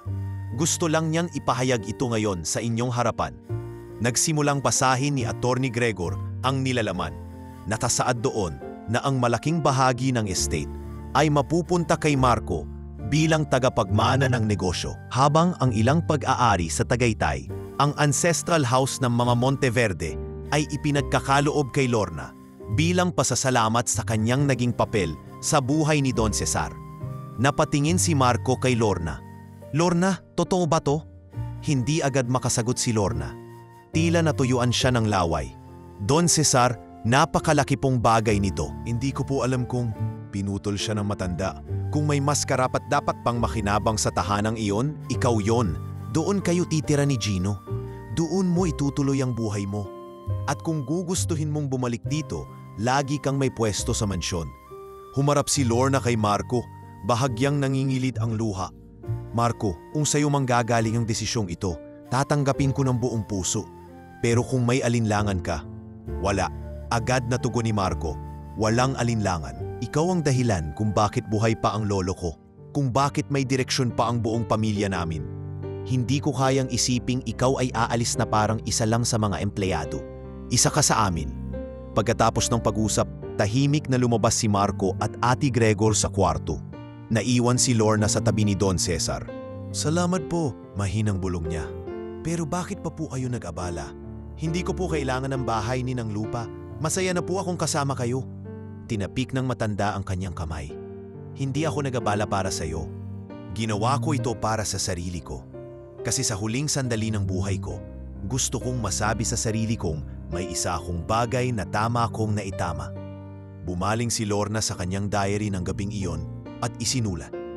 Araw 50 hapon, pinagkalooban ako ng bahay. Pero higit pa roon, pinagkalooban ako ng pagkilala. Hindi bilang anak sa labas, hindi bilang labandera, kundi bilang tao na kahit hindi perpekto ay piniling magmahal ng buo at minahal din pabalik. Sa sumunod na mga araw, pinuntahan nila ni Marco ang bahay sa Tagaytay. Simple, ngunit malawa. Nasa mataas na lugar, may tanawing bundok at sariwang hangin. Nandoon pa ang mga lumang kwadro ng pamilya Monteverde at ilang gamit na tila hindi na ginagalaw sa loob ng mga dekada. Habang tinitingnan ni Lorna ang bakanteng sala, pinanong siya ni Marco, "Anong balak mo rito?" Mumiti siya. "Gusto ko sanang gawing tahanan ng mga ina. Yung mga katulad ko, walang asawa, may anak, pero lumalaban." Napangiti rin si Marco. "Tutulungan kita bilang kapamilya." Undi sa pinili nating ugnayan at sa kanyang mga gabi sa silid ng bagong tahanan, habang yakap ang lumang rosaryong gamit niya noon pa sa laundry area, marahan niyang binubulong, "Salamat, Don Cesar. Ang huling regalo ninyo ay hindi ang lupa ni ang pangalan, kundi ang paniniwala na kahit ang isang tulad kong galing sa wala ay may uwang sa mundo ng may mga lahat." Hindi pa rin mawaglit sa alaala ni Lorna ang gabing iyon nang formal siyang isinama ni Don Cesar sa kanyang huling testamento. Para sa isang katulad niyang walang ina, walang ama, at halos buong buhay ay inalay sa paglalaba, ang pagkakaroon ng sariling bahay ay higit pa sa isang pangarap. Ito ay isang himala. Ngunit habang sinisimulan na nilang ayusin ang bagong tahanan sa Tagaytay, may bumabagabag sa kanyang isipan. Sa ilalim ng drawer ng lumang study room ng bahay ay may natagpuan siyang lumang kahon. Balot ito ng alikabok, may selyo ng Monteverde at halatang hindi pa nabubuksan sa loob ng maraming taon. Pinagmasdan niya ito ng ilang minuto bago dahan-dahang binuksan. Sa loob ay maraming liham, mga lumang larawan at ilang diary na sulat kamay. Isa sa mga unang diary ay may nakasulat na, "Para sa aking anak na pailan may hindi ko nakilala." Napakapit si Lorna sa mesa, nanginginig ang kanyang mga kamay. Unti-unti niyang binuklat ang pahina at nagsimulang basahin ang mga salita. "Araw-araw, tanong ko sa sarili ko, saan ka kaya dinala ng tadhana? Buhay ka pa ba? Masaya ka ba? May pagkakataon pa kaya na masabi ko sa iyo na hindi kita itinakwil? Na pinilit ko, pero natalo ako ng takot?" Mabilis ang pintig ng puso ni Lorna habang sinusuyod ang mga pahina. Iba't ibang taon, iba't ibang petsa. Lahat punong-puno ng pangungulila, guilt at pagmamahal na hindi na ipakita. Sa huling bahagi ng diary, may isang larawan, isang sanggol na babaeng may pulang kumot. Nakasulat sa likod, Lorna 1988. Napaupo si Lorna sa sahig at napahawak sa kanyang dibdib. Ang makaluhang pilit niyang iniiwasan sa loob ng maraming linggo ay ngayoy tuluyan ng bumigay. Makalipas ang isang araw, dinala niya ang kahon kay Marco sa mansion. "Ano to?" tanong ng binata habang pinagmamasdan ang laman. "Mga liham ni Don Cesar." "Para sa akin," sagot ni Lorna. Mahina ang boses. "Matagal niya na pala akong sinusubaybayan. Kahit hindi niya ako kilala." Tahimik si Marco habang pinapasa ang ilang pahina ng diary. "Lorna, alam mo bang simula pa lang, may kutob na siya?" Napalingon si Lorna. "Ano ibig mong sabihin?" "Mga isang buwan bago ka inupahan bilang tagapag-alaga niya, may nabanggit na siya sa akin. Sabi niya, baka darating ang araw na makikita ko siyang muli sa paraan na hindi ko inaasahan. Hindi ko maintindihan noon. Pero ngayon, parang lahat may dahilan." Tahimik silang dalawa. Walang salita ang sapat para buuin ang mga taon ng tanong, sakit at paghahanap. Pero sapat ang katahimikan upang maramdaman na unti-unti na silang umaahon sa bigat ng nakaraan. Sa sumunod na mga linggo, sinimulang isalin ni Lorna ang mga liham at diary ni Don Cesar sa isang journal. Gusto niyang magkaroon ng kopya ang anak niya, si Gino, kapag ito'y lumaki na. para malaman niya kung paano nagsimula ang lahat. Para maunawaan niya kung paano ang isang lalaking malapit ng mamatay ay nagbago dahil lang sa presensya ng isang babae. Habang isinusulat niya ang mga pahina ng libro, sinabayan niya ito ng sariling salin ng damdamin. Nagsimula ako bilang tagalaba. Ang alam ko lang noon ay kung paano kumayod at magsumikap. Hindi ko alam na ang simpleng serbisyo ay pwedeng magbukas ng pinto sa isang kasaysayan na matagal ko nang kinulong sa sarili kong alaala. Hindi naging madali ang pagtanggap sa lahat. Marami sa mga kamag-anak ng Monteverde ang tahimik na umalma. May ilan na naglabas ng komento sa social media, tinatawag siyang nakalinyang oportunista. Pero hindi na siya nagpatinag. Alam niya na may mga laban na hindi na kailangang sagutin ng salita, kundi ng buhay na ipinagpapatuloy. Isang gabi, bumisita si Marco sa Tagaytay upang ibigay ang isang regalo. Lorna, wika niya habang inaabot ang isang maliit na kahon, ito yung locket ng lola ko, asawa ni Don Cesar. Gusto naming ikaw ang mag-ingat niyan. Napalingon si Lorna. Bakit ako? Kasi ikaw ang bagong puso ng pamilyang ito. Hindi man formal pero totoo. Binuksan niya ang kahon at tumambad ang isang locket na may litrato ng batang Don Cesar at ng isang babaeng nakangiti. Sa likod nito, may nakaukit. Ang tunay na pamilya ay hindi lang sa dugo na susukat. Tumulo ang luha ni Lorna. Ilang araw ang lumipas. Sinimulan na rin niyang ayusin ang balak niyang gawing tahanan para sa mga solo mothers sa Tagaytay. Pinangalanan niya itong Bahay Pag-asa. Hindi pa man ito ganap na bukas, marami na ang lumalapit. Mga kababaihang galing sa abusadong relasyon, mga naiwang ina na may mga anak, at ilan na tulad niya, galing sa wala pero may pusong handang magmahal. Isang araw, habang inaayos niya ang isang kwarto sa itaas, tinanong siya ni Gino, "Mama, bakit mo ginagawa to?" Lumuhod si Lorna sa harap ng anak, pinisil ang kamay nito. "Kasi anak, minsan sa buhay, may isang taong magpapabago ng lahat sa'yo. At kapag dumating ang araw na ikaw naman ang may kakayahang tumulong, huwag kang magdalawang isip. Kasi minsan ang isang simpleng pabor pwedeng magligtas ng isang buong buhay." At sa bawat pahina ng diary na natapos niyang isalin, sa bawat pako na itinulak niya sa dingding ng bagong tahanan, at sa bawat haplos ng anak niya sa kanyang braso, alam niyang buo na siya. Hindi dahil nakamtan niya ang yaman, hindi dahil kinilala siya bilang tagapagmana, kundi dahil sa huli, nahanap niya ang kanyang tunay na pagkatao. Isang babaeng hindi lamang tagalabas sa mansyon, kundi tagapagdala ng bagong simula. Makalipas ang 6 na buwan matapos isalin ni Lorna sa papel ang lahat ng liham at diary ni Don Cesar, unti-unti nang nakikilala sa komunidad ang Bahay Pag-asa. Lumalapit na ang media, mga lokal na opisyal, at ilang organisasyong gustong makipag-partner para masuportahan ang layunin ni Lorna. Ngunit kahit patila umaayos na ang lahat, may isang aspeto ng kanyang buhay na nananatiling bukas, ang tuluyang pagpapatawad sa kanyang tunay na ina, si Consuelo. Isang pangalan na hanggang ngayon ay pumupukaw ng kirot sa kanyang puso. Ang babaeng nambenta sa kanya noon kapalit ng perang ilang buwan lang nilang ginastos. Sa tulong ni Marco at ng ilang koneksyon sa social services, nahanap nila ang kinaroroonan ng matandang babae sa isang barong-barong sa Baseco. Malubha na ang kalagayan nito. May sakit sa baga at halos wala nang kinikilalang kaanak. Wala ring permanenteng tahanan, palipat-lipat sa mga kaibigan, at madalas pinapalayas dahil sa kakulangan sa pambayad. Hindi malaman ni Lorna kung bakit siya pa ang nakararamdam ng awa. Pero isang bahagi ng kanyang pagkatao ang tila hinihila paatras, parang sinasabing kailangan niyang tapusin ang kabanatang iyon, hindi para sa ina, kundi para sa sarili. "Sigurado ka bang pupuntahan mo siya?" tanong ni Marco habang ihinatid siya sa Baseco. "Oo, Marco," sagot ni Lorna. "Hindi ko kayang magpatuloy sa buhay na may tinik pa rin sa dibdib ko. Ayokong mamatay na may puot." Tahimik ang biyahe, walang musika, walang usap. Tanging ingay ng kalsada at buntong hininga ni Lorna ang naririnig. Pagdating sa barong-barong, Sinalubong sila ng amoy ng lumang damit, usok ng uling, at maruruming batang naglalaro sa gilid ng eskinita.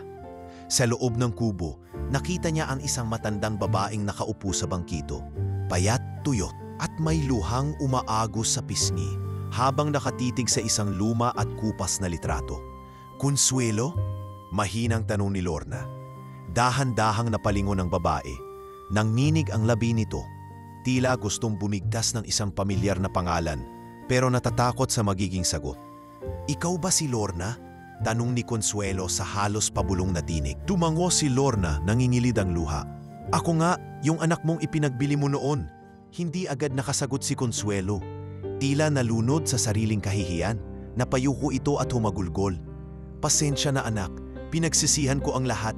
Araw-araw, hindi ko na maibabalik ang oras." Lumapit si Lorna. Sa halip na sumbatan, hinawakan niya ang kamay ng matanda. "Wala na akong hinahanap na paliwanag, inay. Dumating ako rito, hindi para hamakin ka. Gusto kong sabihin sa iyo na pinapatawad kita."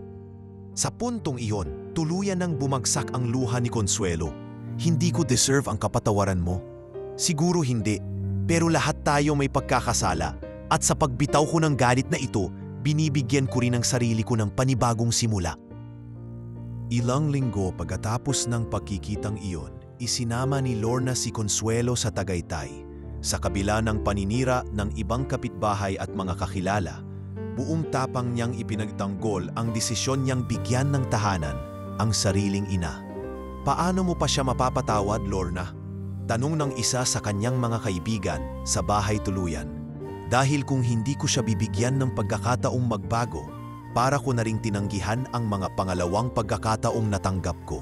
Kung si Don Cesar nga kayang tumanggap at magmahal, sino ba ako para magmatigas?" Nagpatuloy si Lorna sa pangangasiwa ng bahay tuluyan, habang ang kanyang ina ay ginawang tagapagluto sa kusina. Simple lang ang trabaho, ngunit nakatulong ito para makapaglingkod ang matanda at bumawi sa mga taong sinaktan niya. Isang araw, habang tinutulungan ni Gino ang lola niya sa paghihiwa ng gulay, tinanong niya ito. "Lola, totoo bang ikaw ang nagbenta kay Mama?" Hindi agad nakasagot si Consuelo. Tumigil ito sa ginagawa at tumingin sa apo. "Oo, apo, at habang buhay kong dadalhin ang sakit na iyon. Pero alam mo ba, ikaw ang dahilan kung bakit gusto kong mabuhay pa ng matagal. Gusto kong mapakita sa iyo na ang isang masamang ina pwedeng maging mabuting lola." Ngumiti si Gino. "Okay lang po, ang mahalaga, kasama na po namin kayo ngayon."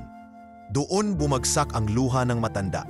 Hindi na niya hinintay pa ang dulo ng kanyang buhay para marinig ang salitang patawad. Narinig niya ito mula sa sariling anak at ngayon mula sa kanyang apo. Sa kabiring iyon, habang nakaupo si Lorna sa beranda ng bahay tuluyan, tinabihan siya ni Marco. "Ang daming pagbabago, ano?" Wika ng binata habang pinagmamasdan ang tanawin ng mga ilaw sa baba ng bundok. "Oo," sagot ni Lorna. "Minsan iniisip ko, kung hindi ko tinanggap ang alok na yon para alagaan si Don Cesar, siguro nasa poso pa rin ako ngayon, naglalaba. Pero tinanggap mo, at sa simpleng desisyong yon, nabago ang buhay mo at nang napakarami pa." Tahimik silang napangiti sa isa't isa. Sa paligid nila, maririnig ang halakhakan ng mga batang muling nabigyan ng pagkakataong mabuhay ng marangal. Sa loob ng bahay tuluyan, abala ang mga nanay sa pag-aasikaso ng hapunan. At sa puso ni Lorna, may kapayapang matagal na niyang inaasam. Hindi na siya labandera sa mansyon. Isa na siyang tagapagtayo ng mga pangarap. At higit sa lahat, isa siyang anak na natutong magpatawad.